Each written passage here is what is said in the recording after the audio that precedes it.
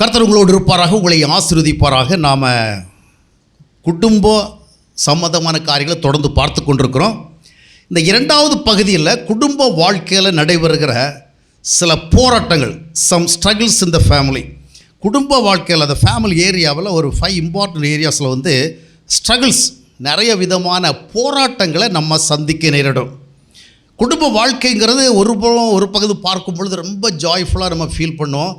அதை வந்து குடும்ப வாழ்க்கையில் பிரவேசிக்கிறதுக்கு முன்னாடி கற்பனை பண்ணுறவங்கள அது அவ்வளவு ஜாலியாக இருக்கும், அவ்வளோ சந்தோஷமாக இருக்கும். அதை நினச்சி பார்த்தாலே ரொம்ப ரொம்ப த்ரில்லிங்காக இருக்கும். ஆனால் பலருடைய வாழ்க்கையில் குடும்ப வாழ்க்கையில் என்றார பிறகு அவருடைய எதிர்பார்ப்புகளுக்கு எதிராக பலவிதமான போராட்டங்களை அவர்கள் சந்தித்து சோர்ந்து போய்விடுவார்கள். ஆனால் குடும்ப வாழ்க்கை என்பது அப்படியே ஒரு மலர்வனம் போன்றதல்ல. குடும்ப வாழ்க்கையில் சந்தோஷத்திற்கு ஏராளம் பகுதிகள் உண்டு. ஆனால் அவைகள் பல போராட்டங்களுக்கு நடுவில் தான் என்ன செய்கிறது, நிறைவேறுங்க. நான் கல்யாணம் ஆகிறதுக்கு முன்னாடி இறையாசிரியர் இனிய குடும்பங்கிற புஸ்தகத்தை எழுதினேன்.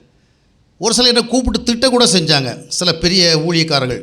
உனக்கே குடும்பம் ஆகலை, உனக்கே ஒன்றும் குடும்ப வாழ்க்கை என்னங்கிறத நீ பார்க்கல, அதுக்குள்ளாடி இறையாசிரிய குடும்ப புஸ்தகம் எழுதுகிறே அப்படின்ட்டு.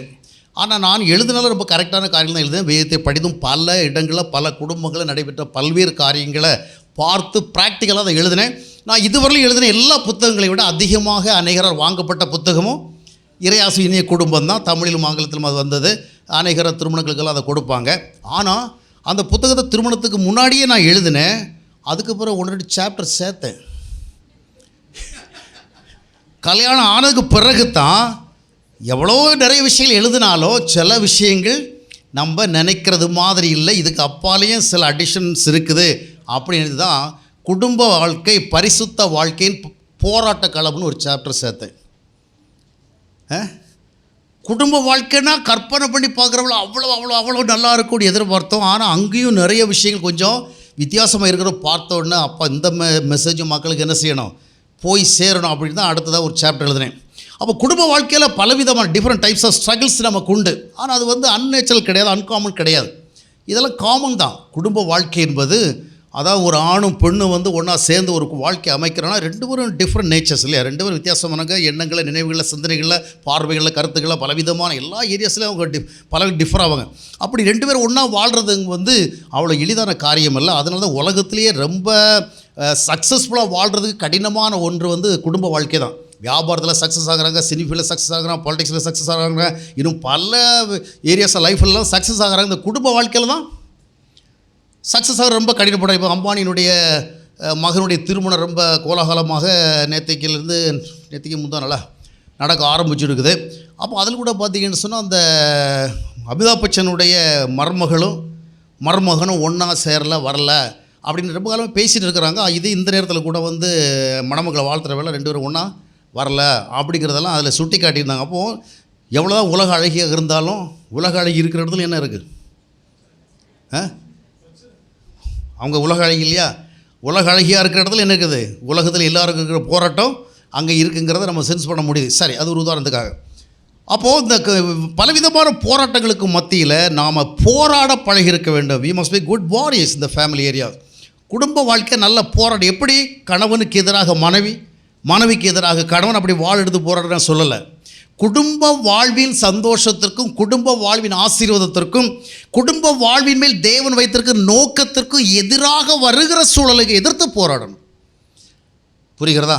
கணவனுக்கு எதிராக மனைவிக்கு எதிராக கணவனோ போராடுகிற ஒரு போராட்டத்தை நான் சொல்லலை. குடும்ப வாழ்விற்கு என்று தேவன் நியமித்ததான அந்த ஆசீர்வாதங்களுக்கு எதிராக நோக்கத்திற்கு எதிராக வருகிற அந்த போராட்டத்தில் முக்கியமாக போராட்டம் எங்கே வருதுன்னு சொன்னால் அந்த சுபாவம் சம்மந்தப்பட்ட விஷயத்தில் தான் வருது. நம்ம முந்தின செஷனில் கூட அதை பார்த்தோம் இல்லையா. சுபாவம் எங்கேயுமே பார்த்திங்கன்னா போராட்டங்கள், பிரச்சனைகள், நெருக்கடிகள்லாம் வருகிறதுக்கு பேசிக் ரீசன் என்னன்னு பார்த்தீங்கன்னா, ரூட் காஸ் என்னன்னு பார்த்தீங்கன்னா அது இதுதான். மனிதனிடத்தில் இருக்கிற குணாதிசயங்கள், பண்பு நிலைகள். குணாதிசயங்கள் ஒரு குறிப்பிட்ட விதமாக இருக்கும் பொழுது அதற்கேற்றபடி தான் விளைவுகளும் அமைகிறது. அப்போ குடும்ப வாழ்க்கையில் வந்து குணாதிசயங்கள் முக்கியமான ஒரு பார்ட், அது வந்து செயல்படுது, ஒரு முக்கியமான ஒரு ரோல் ப்ளே பண்ணுது. அப்போ அந்த நேரத்தில் வந்து அந்த சுபாவ போராட்டங்கள் முக்கியமாக என்னன்னு சொன்னால், நம்ம நல்ல சுபாவத்தோடு குடும்பத்தில் வாழ முடியாத ஒரு போராட்டம், நல்ல சுபாவத்துக்கு அறியப்பட முடியாத ஒரு போராட்டம். இவர் ஒரு நல்ல நல்ல சுபாவக்காரர், நல்ல குணாதிசயம் உள்ளவர், நல்ல பொறுமையாளர், நல்ல தாழ்மையாளர், நல்ல உண்மையாளர், நல்ல அன்பானவர் அப்படின்னு ஒரு நல்ல பெயரை வாங்க முடியாத போராட்டம். புரிகிறதா? நீங்கள் நல்லா கவனித்து கேட்டால் தான் உங்களால் சர்வை பண்ண முடியும் இந்த நேரத்தில். சரியா? அப்போது நிறைய பேர் பார்த்தீங்கன்னா குடும்ப வாழ்க்கைக்குள்ளாடி போகிறதுக்கு முன்னாடி ரொம்ப நல்ல சுபாவக்காரர்களாக இருந்ததாக பின்னாடி நினைப்பாங்க. இங்கே வந்த பிறகு என்ன சொல்லுவாங்கன்னா, நாம் ஒரு காலத்தில் எவ்வளோ தங்கமான சுபாவத்தோடு இருந்தது தெரியுமா? நிறைய குடும்பங்களில் பார்க்குறவள்ள கணவன் மனைவிக்கு எதிராக குற்றச்சாட்டை சொல்லுவாங்க, மனைவி கணவனுக்கு எதிராக குற்றச்சாட்டை சொல்லுவாள். இதுக்கெல்லாம் பஞ்சாயத்து பண்ண வருகிற பாஸ்டருக்கு ஒன்றுமே புரியாது. அப்போ என்னம்மா இவ்வளவு சொல்கிறாரு, உனக்கு இந்த சுபாவம் செல் அந்த சுபாவம் செல், அப்படி இப்படி நீ அப்படி பேசுகிற இப்படி நடந்துக்கிற அப்படிலாம் சொல்கிறான்னு கேட்டால், உண்மைதான் மாஸ்டர், நான் இப்போ அப்படி தான். ஆனால் ஒரு காலத்தில் நான் எவ்வளவு நல்ல நல்ல சுபாவத்தோடு இருந்து தெரியுமா? அந்த மனுஷனுக்கு வாழ்க்கப்பட்டதுலேருந்து என்னுடைய குணாதிசயம் போயிட்டு பாஸ்டர். எங்கள் அம்மாவிட்ட கேட்டு பாருங்கள், எங்கள் அப்பாவிட்ட கேட்டு பாருங்கள், எங்கள் அக்கம் பகுதியில் போய் கேட்டு பாருங்கள், நான் எவ்வளவு எங்கள் சர்ச்சில் கேட்டு பாருங்கள், எவ்வளோ தங்கமான ஒரு பொண்ணுன்னு எல்லாரும் சொல்லுவாங்க. வந்ததுலேருந்து என் சுபாவம் என்னாச்சு, என் சுபாவத்தை அழித்தது யார் தான்? இப்போ எனக்கு கெட்ட பேர் நல்ல பேரே கிடையாது. என்னை கோபக்காரங்கிறாங்க, எரிச்சல்காரங்கிறாங்க, வெறுப்புக்காரங்கிறாங்க, விரோதக்காரங்கிறாங்க, என்னென்னமோ பட்ட பேர்லாம் வைக்கிறாங்க. இதெல்லாத்துக்கும் காரணம் யார்? என்னுடைய மனைவி தான். என் சுபாவத்தை என்ன பண்ணிட்டாங்க? நான் ஒரு காலத்தில் எப்படி இருந்தேன் அதே போலத்தான் கணவனும். நான் ஒரு காலத்தில் ரொம்ப நல்லவருங்க, ரொம்ப தங்கமான நிலைமையில் இருந்தேன், நல்ல சுபாவத்தோடு இருந்தேன், ஊர் உலகெல்லாம் என்னை பாராட்டும், நான் போகிற இடமெல்லாம் இன்றைக்கி எனக்கு நல்ல பேர் இருக்குது. ஆனால் வீட்டில் தான் என்ன கிடையாது, நல்ல பேர் கிடையாது. என் மனைவி என்றைக்கு என்னுடைய வாழ்வில் என்றானாங்களோ அன்றிலிருந்து என்னுடைய நல்ல சுபாவங்களெல்லாம் போயிடுச்சுன்னு. இந்த மாதிரி யாராவது சந்திச்சிருக்கீங்களா? இருப்பீங்க இல்லையா? அப்போ நிறைய குடும்பங்களில் குடும்ப வாழ்க்கைக்கு வந்த பிறகு தான் அவங்களுக்கு எந்த மாதிரி சுபாவம் இருக்கிறதுங்கிறது உலகத்துக்கு தெரிய வருது. அது வரைக்கும் ஒரு இன்னர் சர்க்கிளில் மட்டும் தெரிய வந்தது, இப்போ தான் உலகத்துக்கு தெரிய வருது இல்லையா? அப்போது கேள்வி என்னன்னு சொன்னால், ஏன் இந்த மாதிரி ஆயிடுச்சுன்னு. ஆனால் நிறைய பேர் என்ன சொல்கிறேன்னா, நான் கல்யாணத்துக்கு முன்னாடி ரொம்ப நல்லவனாக இருந்தேன், கல்யாணத்துக்கு முன்னாடி ரொம்ப நல்லவளாக இருந்தேன். உண்மைதான். தாய்க்கு நல்ல ஒரு மகளாக இருப்பது எளிது, மாமியாருக்கு ஒரு நல்ல மருமகளாக இருப்பது தான் கடினம் இல்லையா? தகப்பனுக்கு ஒரு நல்ல மகனாக இருப்பது எளிது, ஆனால் மாமனாருக்கு ஒரு நல்ல மருமகனாக இருப்பது கடினம். தாய் தந்தருக்கு நல்ல பிள்ளையாக இருப்பது எளிது, கணவனுக்கு மனைவியாக இருப்பது ரொம்ப கடினம், மனைவிக்கு கணவனாக இருப்பது கடினம். ஏன்னா தாய் தந்தையர் நம்முடைய சுபாவங்களில் குறைவு இருந்தாலும், நம்முடைய சுபாவங்கள் வீக்காக இருந்தாலும் அவங்க அதை ஏற்றுக்குவாங்க, அவங்க டாலரேட் பண்ணிடுவாங்க. ஏன்னா பிள்ளைகள் என்பதற்காக அந்த பிள்ளைகளிடத்துலேயே இருக்கிற குறைவினர்களை ஏற்றுக்கொள்ளுவாங்க. என் பிள்ளை சரியில்லாமல் இருந்தாலும் ஏன் பிள்ளை இல்லையா? அப்போ அந்த பிள்ளைங்கிற பாசத்தினால தாய் தந்தையர் பிள்ளைகளிடத்தில் இருக்கிற தவறான சுபாவங்களை சகித்து கொள்வார்கள், தாங்கி கொள்வார்கள். அதனால் சுபாவ ரீதியான போராட்டங்கள் திருமணத்துக்கு முன்னால் ரொம்ப தெரியாது. அப்பா அம்மா நிறைய சுபாவங்களை என்ன செய்யணும், பிள்ளைகளுடைய சுபாவங்கள்லாம் சகிச்சு பழகி போயிட்டாங்க. அம்மா அப்பா நிறைய பொண்ணுடைய சுபாவத்தை சகிச்சு பழகி போயிட்டாங்க. அதனால் ரொம்ப சுபாவத்தில் ரொம்ப வலிமையாக இருக்க வேண்டிய கட்டாயம் ஒரு பொண்ணுக்கும் ஆணுக்கும் திருமணத்துக்கு முன்னாடி ஏற்படுறதில்ல. ஆனால் திருமணத்துக்கு பிறகு ஒரு மனைவியினுடைய சுபாவத்துக்கு ஏற்றபடி கணவன் அட்ஜஸ்ட் பண்ண மாட்டான். அதே போல் ஒரு கணவனுடைய சுபாவத்துக்கு ஏற்றபடி மனைவி என்ன செய்ய மாட்டான், இசைந்து போக மாட்டான். அவங்க சுபாவத்துக்காக அவங்கவுங்க என்ன பண்ணுவாங்க, போராடுவாங்க. அப்போ இந்த போராட்டம் நடக்கிறதுனால தான் சுபாவங்கள் என்ன செய்கிற வீழ்ச்சியடைகிறார்கள். உண்மையான காரணம் என்னவென்றால், நமக்கு நல்ல சுபாவங்கள் இருந்தால் மட்டும் போதாது, அந்த நல்ல சுபாவங்களை காத்து கொள்ள வேண்டும். இந்த காத்து கொள்ளுகிறதான இந்த செயல்பாடை அதிகமாக நம்ம எங்கே பார்க்க வேண்டியவர்னா, ஆஃப்டர் கெட்டிங் மேரிட், திருமணத்துக்கு பிறகு எதற்கு போராடணும் தெரியுமா? முக்கியமாக சொல்லுங்க, சுபாவங்களை தக்க வைத்துக் கொள்வதற்காக. என்னுடைய நல்ல சுபாவத்தை இழந்துவிடக்கூடாது, நல்ல பண்பை இழந்துவிடக்கூடாது, நல்ல குணத்தை இழந்துவிடக்கூடாது என்கிற உணர்வோடு இந்த சுபாவங்களை காத்து கொள்வதற்கு அதிகமாக போராடணும். ஏன்னா இப்போ நம்முடைய சுபாவங்களுக்காக இறங்கி வராத, இசைந்து போக விரும்பாத ஒரு வாழ்க்கைத்தினோடு இணைந்திருக்கிறோம். எல்லாருக்கும் அவங்களுக்கு ஒரு ஈகோ இருக்கும் இல்லையா? அவங்கவுங்க சுபாவத்தின் மேலே அவங்களுக்கு ஒரு நல்ல எண்ணம் இருக்கும். நான் நல்ல சுபாவக்காரன். எந்த குடும்பத்தில் பாருங்கள், கணவன் சொல்லுவான் மனைவி செல்லணும், மனைவி சொல்லுவாங்க கணவன் செல்லணும். யார் தான் சரி? அப்போது அப்போ அவங்கவுங்க குணங்கள் மேலே அவங்கவுங்களுக்கு ஒரு நல்ல எண்ணம். ஆனால் ஒன்றை புரிந்து கொள்ள வேண்டும், நமக்கு நல்ல சுபாவங்கள் இருந்தால் மட்டும் போதாது. திருமண களத்துக்குள்ளே வந்த பிறகு, ஃபேமிலி லைஃபுக்குள்ளே வந்த பிறகு இந்த குணாதிசயங்களுக்கு பெரிய ஒரு சவால் உண்டு. இந்த குணாதிசயங்களை தக்க வைக்கிறதுக்கு நம்ம ரொம்ப ஃபைட் பண்ண வேண்டி இருக்கும். அப்படி ஒரு நெசசிட்டி இருக்கிறத புரிஞ்சுக்கிட்டு அதுக்கேற்றபடி சுபாவங்களை காத்து கொள்வதற்கு we have to strive hard, கடுமையாக போராடணும். அது மட்டுமல்ல, நம்முடைய சுபாவங்களுடைய வலிமையை புரிஞ்சிருக்கணும். அம்மாவுக்கு முன்னாடி இருந்த வேளையில் இருந்த சுபாவம் கணவனுக்கு முன்னாடி இருக்கிறவங்கள போதாது. அம்மா அப்பாவுக்கு முன்னாடி இருந்த வேளையில் இருந்த சுபாவம் மனைவிக்கு முன்னால் இருக்கும் பொழுது போதாது. ஏனென்றால் அவங்க என்ன செய்ய மாட்டாங்க, அனுசரித்து போகிறதுல வீக்காக இருப்பாங்க. எனவே சுபாவங்களை வலிமைப்படுத்தி கொள்ள வேண்டும். அது மட்டுமல்ல, பல குடும்பங்களில் சுபாவ போராட்டம் எப்படின்னா, இவரிடத்துல வெறுப்பு இருந்தால் அவங்ககிட்டையும் வெறுப்பு தான், இவரிடத்துல வைராக்கியம் இருந்தால் அவங்ககிட்டையும் வைராக்கியம் தான். இவர் பழிக்கு பழியாக ஒன்று செஞ்சால் அவர் பழிக்கு பழியாக ஒன்று செய்வாங்க. இது அர்த்தம் என்னன்னு சொன்னால், 2 பேரும் வாள் எடுத்துக்கொண்டு போராடுகிறார்கள். இல்லைன்னா 2 பேரும் கத்தியை வைத்துக்கொண்டு ஒருவரை ஒருவர் குத்துவதுக்கு என்ன செய்கிறாங்க, ஒரு கற்பனை. நீங்கள் அப்படி கத்தியை கற்பனை பண்ணாதீங்க. ஒரு உதாரணத்துக்கு சொன்னேன். அதாவது குடும்ப வாழ்க்கைக்குள்ளே சென்ற பிறகு முதலாவது சுபாவங்களை பாதுகாக்கிறதுக்கே நீங்கள் என்ன செய்யணும். நான் சொல்கிற பாயிண்ட் உங்களுக்கு புரியுதா?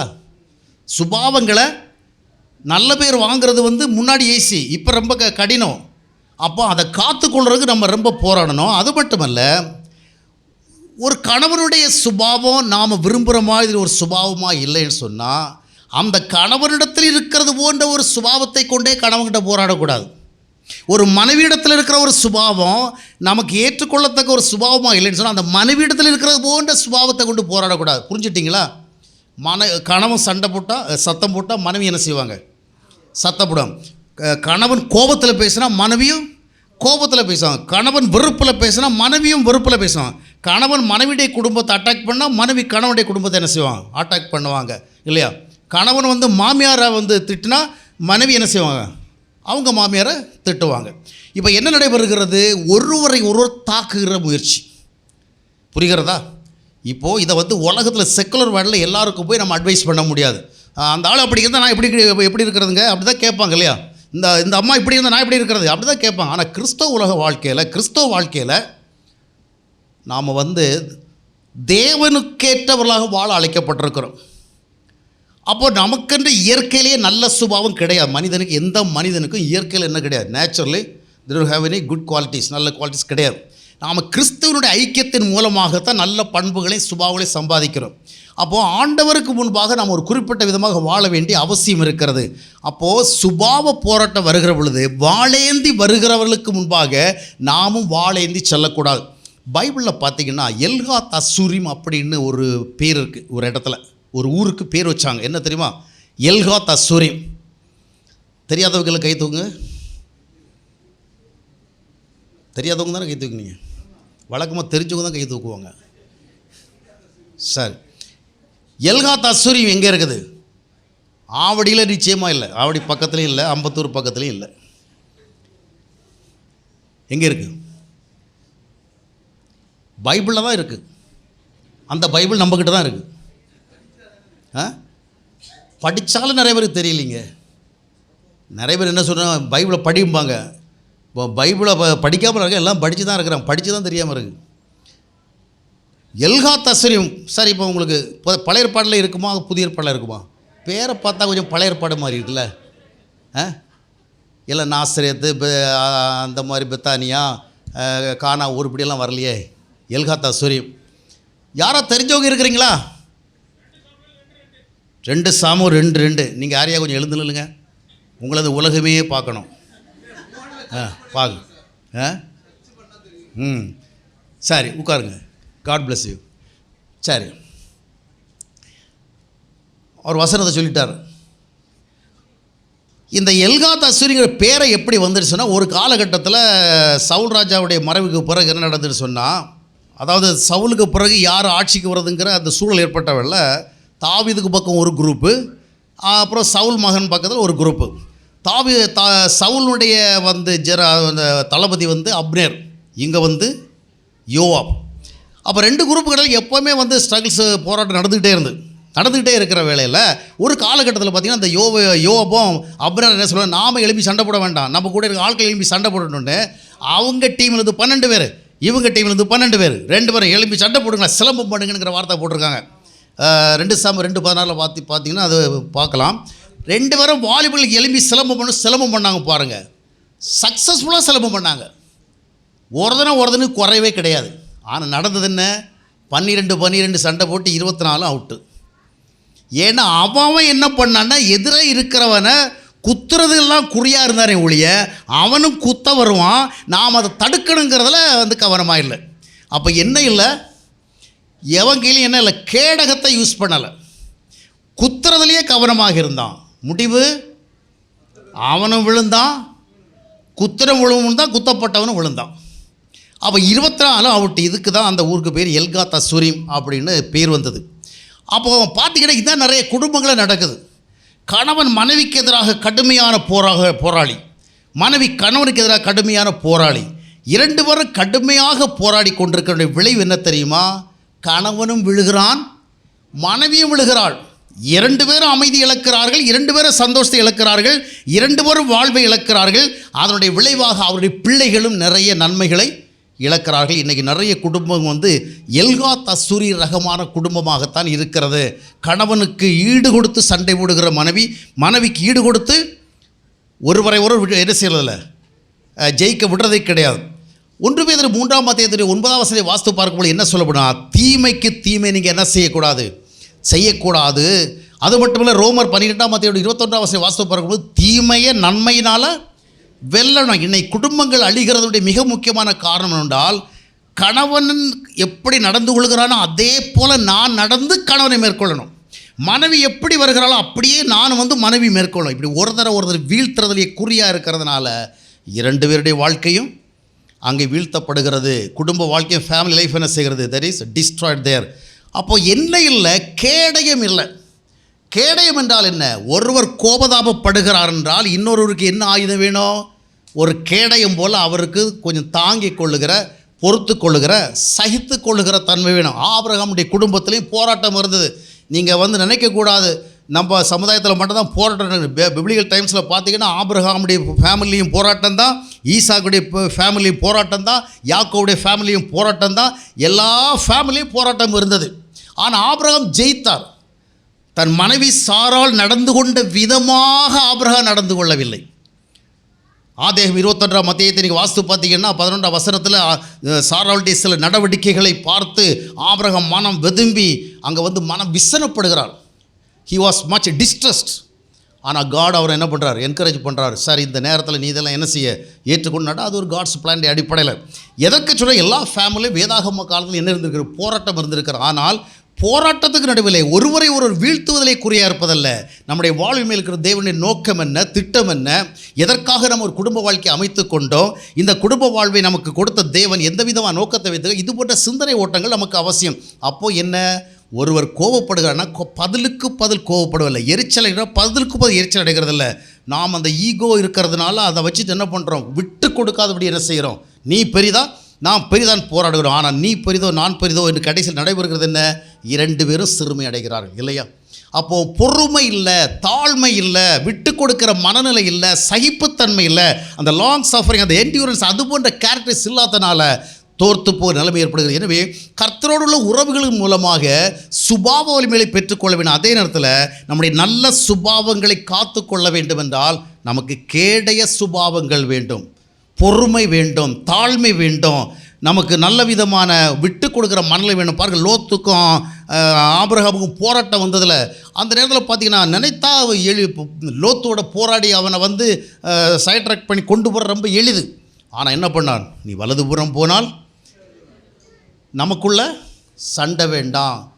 இந்த விதி தான் எல்லாத்துக்கும் வேணும். நம்ம நினைக்கலாம் அது லோத்துக்கும் ஆபிரகாமுக்கும் நடந்த பிரச்சனை, இது வேறு இல்லை, ஒரு ஆணுக்கும் பொண்ணுக்கும் நடக்கிற பிரச்சனை அப்படி சொல்லலாம். இல்லை, நம்ம எங்கே ஒரு அன்பு, ஒரு ஐக்கியத்தை விரும்புகிறோமோ, ஒரு உறவு விரும்புகிறோமோ, ஒரு நல்ல விதமான வாழ்க்கை முறை விரும்புகிறோமோ, அங்கெல்லாம் இந்த விதமான ஒரு மைண்ட் செட் நமக்கு அவசியம். நீ வலதுபுறம் போனால் நமக்குள்ள சண்டை வேண்டாம், வாக்குவாதம் வேண்டாம். நீ ஒன்று சொல்லி நான் ஒன்று சொல்லி ஒட்டுமொத்தமாக குடும்பத்தை போராட்ட களமாக்கி அக்கம் பக்கத்தில் உள்ளவங்களாம் வந்து வேடிக்கை பார்க்குற ஒரு நிலைமைக்கு நம்ம போக வேண்டாம். நான் தாழ்ந்து போகிறேன், கொஞ்சம் சகிச்சுட்டு போகிறேன்.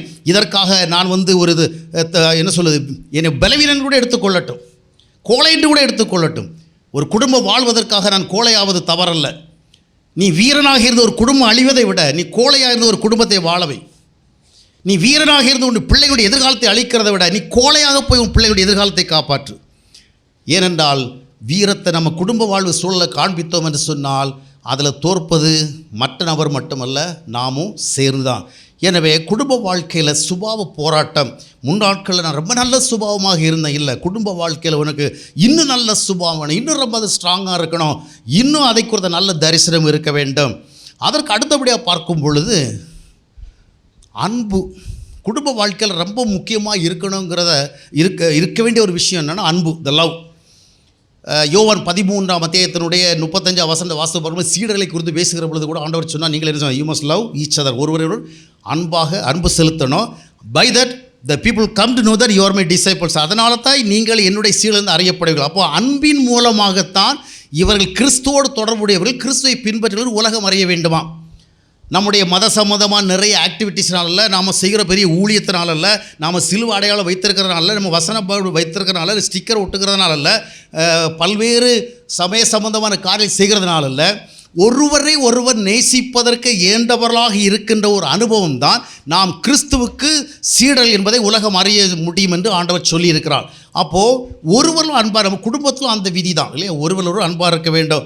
எபேசியர் 5ஆம் அத்தியாயத்தில் 25ஆம் வசனத்தை வாசித்து பார்க்கும் பொழுது கூட கணவன் மனைவி இடத்துல அன்பாக இருக்கணும். அதுக்கு முந்தின 22ஆம் வசனத்தை வாசிக்கும் பொழுது மனைவி கணவனுக்கு கீழ்ப்படிந்து இருக்க வேண்டும். ஆக ஒருவர் அன்பாக இருக்கணும். இப்போ ரொம்ப பிரச்சனை இதுதாங்க. கணவனுக்கு சம்பாதிச்சு போடுறதுக்கு பிரச்சனை இல்லை, மனைவிக்கு சமைச்சு போடுறதுல பிரச்சனை இல்லை, மனைவி கேட்டதெல்லாம் வாங்கி கொடுக்கறதில் கணவனுக்கு பிரச்சனை இல்லை. இந்த ஆள் என்னென்ன விரும்புகிறாரோ, சாப்பிட விரும்புகிறாரோ, என்ன செய்யணும் அதெல்லாம் செய்து போடுற மனைவிக்கும் பிரச்சனை இல்லை. பிரச்சனை என்ன? Loving each other. It is very difficult to love others. உலகத்திலேயே வந்து ரொம்ப ஒரு டஃபஸ்ட் ஜாப் என்ன தெரியுமா? நீங்கள் காசை கொடுக்கலாம், பணத்தை கொடுக்கலாம், நிறைய சர்வீஸ் கொடுக்கலாம், நிறைய விதமான ஆக்டிவிட்டீஸ் கொடுக்கலாம், நீங்கள் போகலாம். ஆனால் இன்னொருவரை நேசிப்பது என்பது இட்ஸ் நாட் ஈஸி ஜாப். கணவனாக இருந்தாலும் சரி, மனைவியாக இருந்தாலும் சரி. நான் கல்யாணத்துக்கு முன்னாடி அப்படி தான் நினச்சேன், ஒரு பொம்பளை நேசிக்கிறதுக்கு அப்படி என்ன கடினம் வரும், ஆம்பளைங்களை வேணால் நேசிக்காமல் போகலாம். நான் அந்த காலத்தில் பேச்சுலர் இருக்கிறவங்கள எங்கள் பாண்டிச்சேரி பீச்சு பக்கத்தில் வாக்கிங் போகிறவங்கள அப்படியே கொஞ்சம் போயிட்டு இருக்கிறவங்கள அக்கம் பக்கத்தில் இருக்கிற சவுண்டு காதில் விழதான் செய்யும். சில குடும்பங்கள் அவ்வளோ சண்டை போட்டுட்டு இருப்பாங்க. தமிழில் சண்டை போட மாட்டாங்க, படித்த குடும்பங்கள் இங்கிலீஷில் சண்டை போடுவாங்க, கிராமர் மிஸ்டேக் இல்லாதபடிக்கு. அப்போ நான் கொஞ்சம் இப்படி சண்டை போடுறதை பார்த்துட்டு அவ்வளவு லவுடராக வரும். நான் யோசிப்பேன், போய் ஒரு பொம்பளைக்கிட்ட சண்டை போடுறேன், அந்த ஆம்பளை ஒரு பெண்ணுக்கிட்ட எப்படி தான் அப்படி பேச முடியுது? பெண்ணென்றாலே அப்படி ஒரு ஹார்டான வார்த்தையில் யூஸ் பண்ண அந்த மனுஷன் எப்படி ஒரு மிருகம் மாதிரி பேசுகிறேன். ஒரு பெண்ணென்றால் இப்படியா பேசணும்? இதெல்லாம் கல்யாணம் ஆன பிறகு தான் சில விஷயங்கள் அங்கே வந்தால் தான் தெரியும்.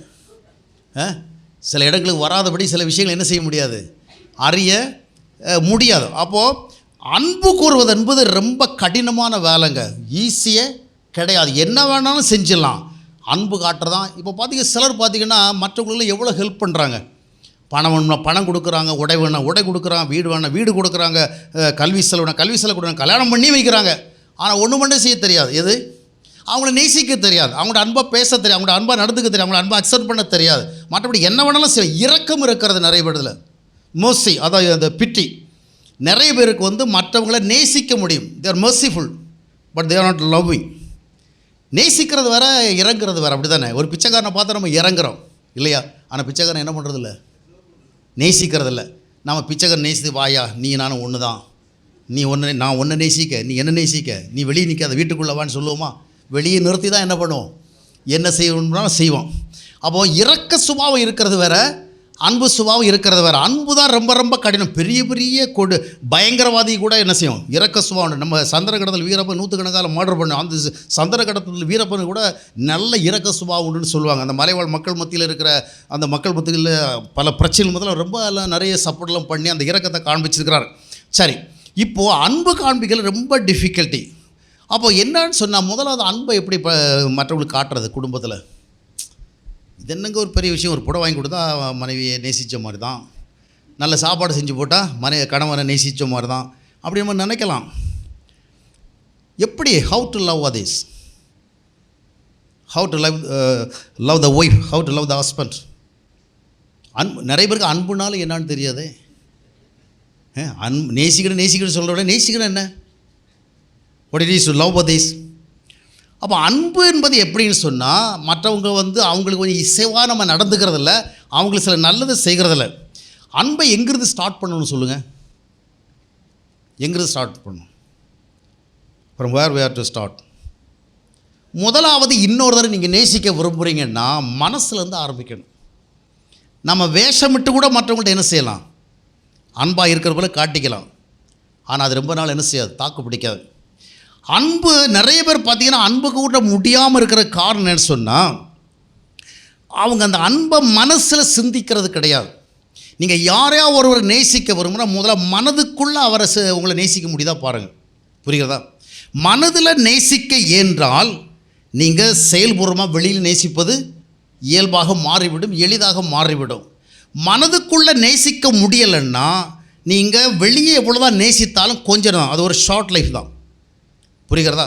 சில வேளை பார்த்திங்கன்னா கணவனை மனைவியும் திட்டுறது கிடையாது, மனைவியை கணவனும் திட்டுறது கிடையாது. ஆனால் சரியாக திட்டுறாங்க. எங்கே திட்டுறாங்க? மனசுக்குள்ளே திட்டிக்குவாங்க. நான் எல்லாம் என்னையும் முன்வைத்தான் பேசுகிறேன். கல்யாண தொடக்கத்தில் நம்ம கிறிஸ்தவ ஊழியக்காராச்சா, அதனால் ரொம்ப என்னென்னு செய்ய முடியாது, சண்டை போடுக்க நமக்கு ரொம்ப ஃப்ரீடெல்லாம் கிடையாது. இதெல்லாம் சில பிரச்சனைகள் நமக்கு. நம்ம எல்லாரும் மாதிரி என்ன பண்ண முடியாது, ஒரு சுதந்திரத்தோடு என்ன பண்ண முடியாது, சண்டை போட முடியாது. ஆமாம், நமக்கு இந்த இயேசு கிறிஸ்துவை ஏற்றுக்கொண்டதுனால நம்ம சுதந்திரமாக என்ன பண்ண முடியாது, வாயில் இதெல்லாம் சொல்லி நாலு பேர் எப்படி இது பண்ணுறாங்க அது மாதிரி எல்லாம் செய்ய பண்ண முடியாது. அதனால் கொஞ்சம் அடக்கி வாசிக்கிறது. ஆனால் கொஞ்சத்தை நம்ம அப்படி அடக்கிட்டோம், அடங்கினாலும் உள்ளே என்ன பண்ணுது, ஆமாம் உள்ளே பொறுமிக்கிட்டே இருக்குதா, அதுக்கு என்ன பண்ணுறது, நேரடியாக தான் சண்டை போட முடியலை, தனிமையிலே உட்காந்து என்ன பண்ணுவோம், மனசுக்கு என்ன செய்ய ஏன்றபடி கொஞ்சம் திட்டிக்கிறது. அப்போ ஒரு முறை ஆண்டவர் எனக்கு இந்த உணர்வு கொடுத்தார். எப்பா நீ மனைவி திட்டெல்லாம் இல்லை, ஒரு வேலையும் சொல்ல முடியாது நீ மனைவியை திட்டுறவேன்னு, ஆனால் நீ திட்டுறது ஏன் காதில் விழுதுன்னார். ஏன்னா நேரடியாக திட்ட முடியலை என்னால். நான் என்ன பண்ணிட்டேன், மனசுக்குள்ளே நினச்சி கற்பனை என்ன பண்ணுறது. அப்புறம் அந்த மாதிரி ஒரு சிந்தனை வந்த பிறகு தான் நான் என்ன செய்தேன், வெளியேயும் திட்ட முடியலை, மனசுக்குள்ளேயும் திட்ட முடியாத ஒரு லைஃப் ஏரியாக்குள்ளே நம்ம என்ன செஞ்சுருக்கிறோம் சேர்ந்துரு. நான் சின்ன வயசில் இருக்கிறவள்ள எங்கள் வீட்டு வழியாக நிறைய பேர் இந்த அலுவலகத்துக்கெல்லாம் போகிறத ஆட்களை பார்த்துருக்கிறேன், பள்ளிக்கூடத்துக்கு போகிற ஆட்களை பார்த்துருக்கேன். சில சாலை நடந்துக்கிட்டே புலம்பிட்டு போவான், எனக்கு என்னத்துக்குன்னு புரியாது. ரோட்டில் யாரும் இருக்க மாட்டாங்க. இப்போவாது அவன் ஃபோனை வச்சுருக்கிறான், அவன் யார்கிட்ட பேசுகிறான், என்னத்துக்கு பேசுகிறான், அவன் மெண்டலாக இல்லை நார்மலாக ஒன்றுமே நமக்கு தெரியாது. முன்னாடி ஒருத்தர் ரோட்டில் புலம்பிட்டு போனால் நம்ம என்ன பண்ணுவோம், ஏதோ செமி போல இருக்குது, ஏதோ மெண்டல் ப்ராப்ளம், இன்சன் அது மாதிரி. இப்போ எல்லாமே புலம்பிக்கிட்டு தான் போகுது. அதனால் இந்த மெண்டல் ப்ராப்ளம் இருக்கவங்களாம் தப்பிச்சுக்கிட்டான். அவனை யாருமே தப்பாக என்ன செய்யலை, நினைக்கிறதில்ல. எல்லாருமே திடீர்னு போகிறோம் அலோங்கிற நாம மெண்டல் ஆகிட்டோம். சரியா?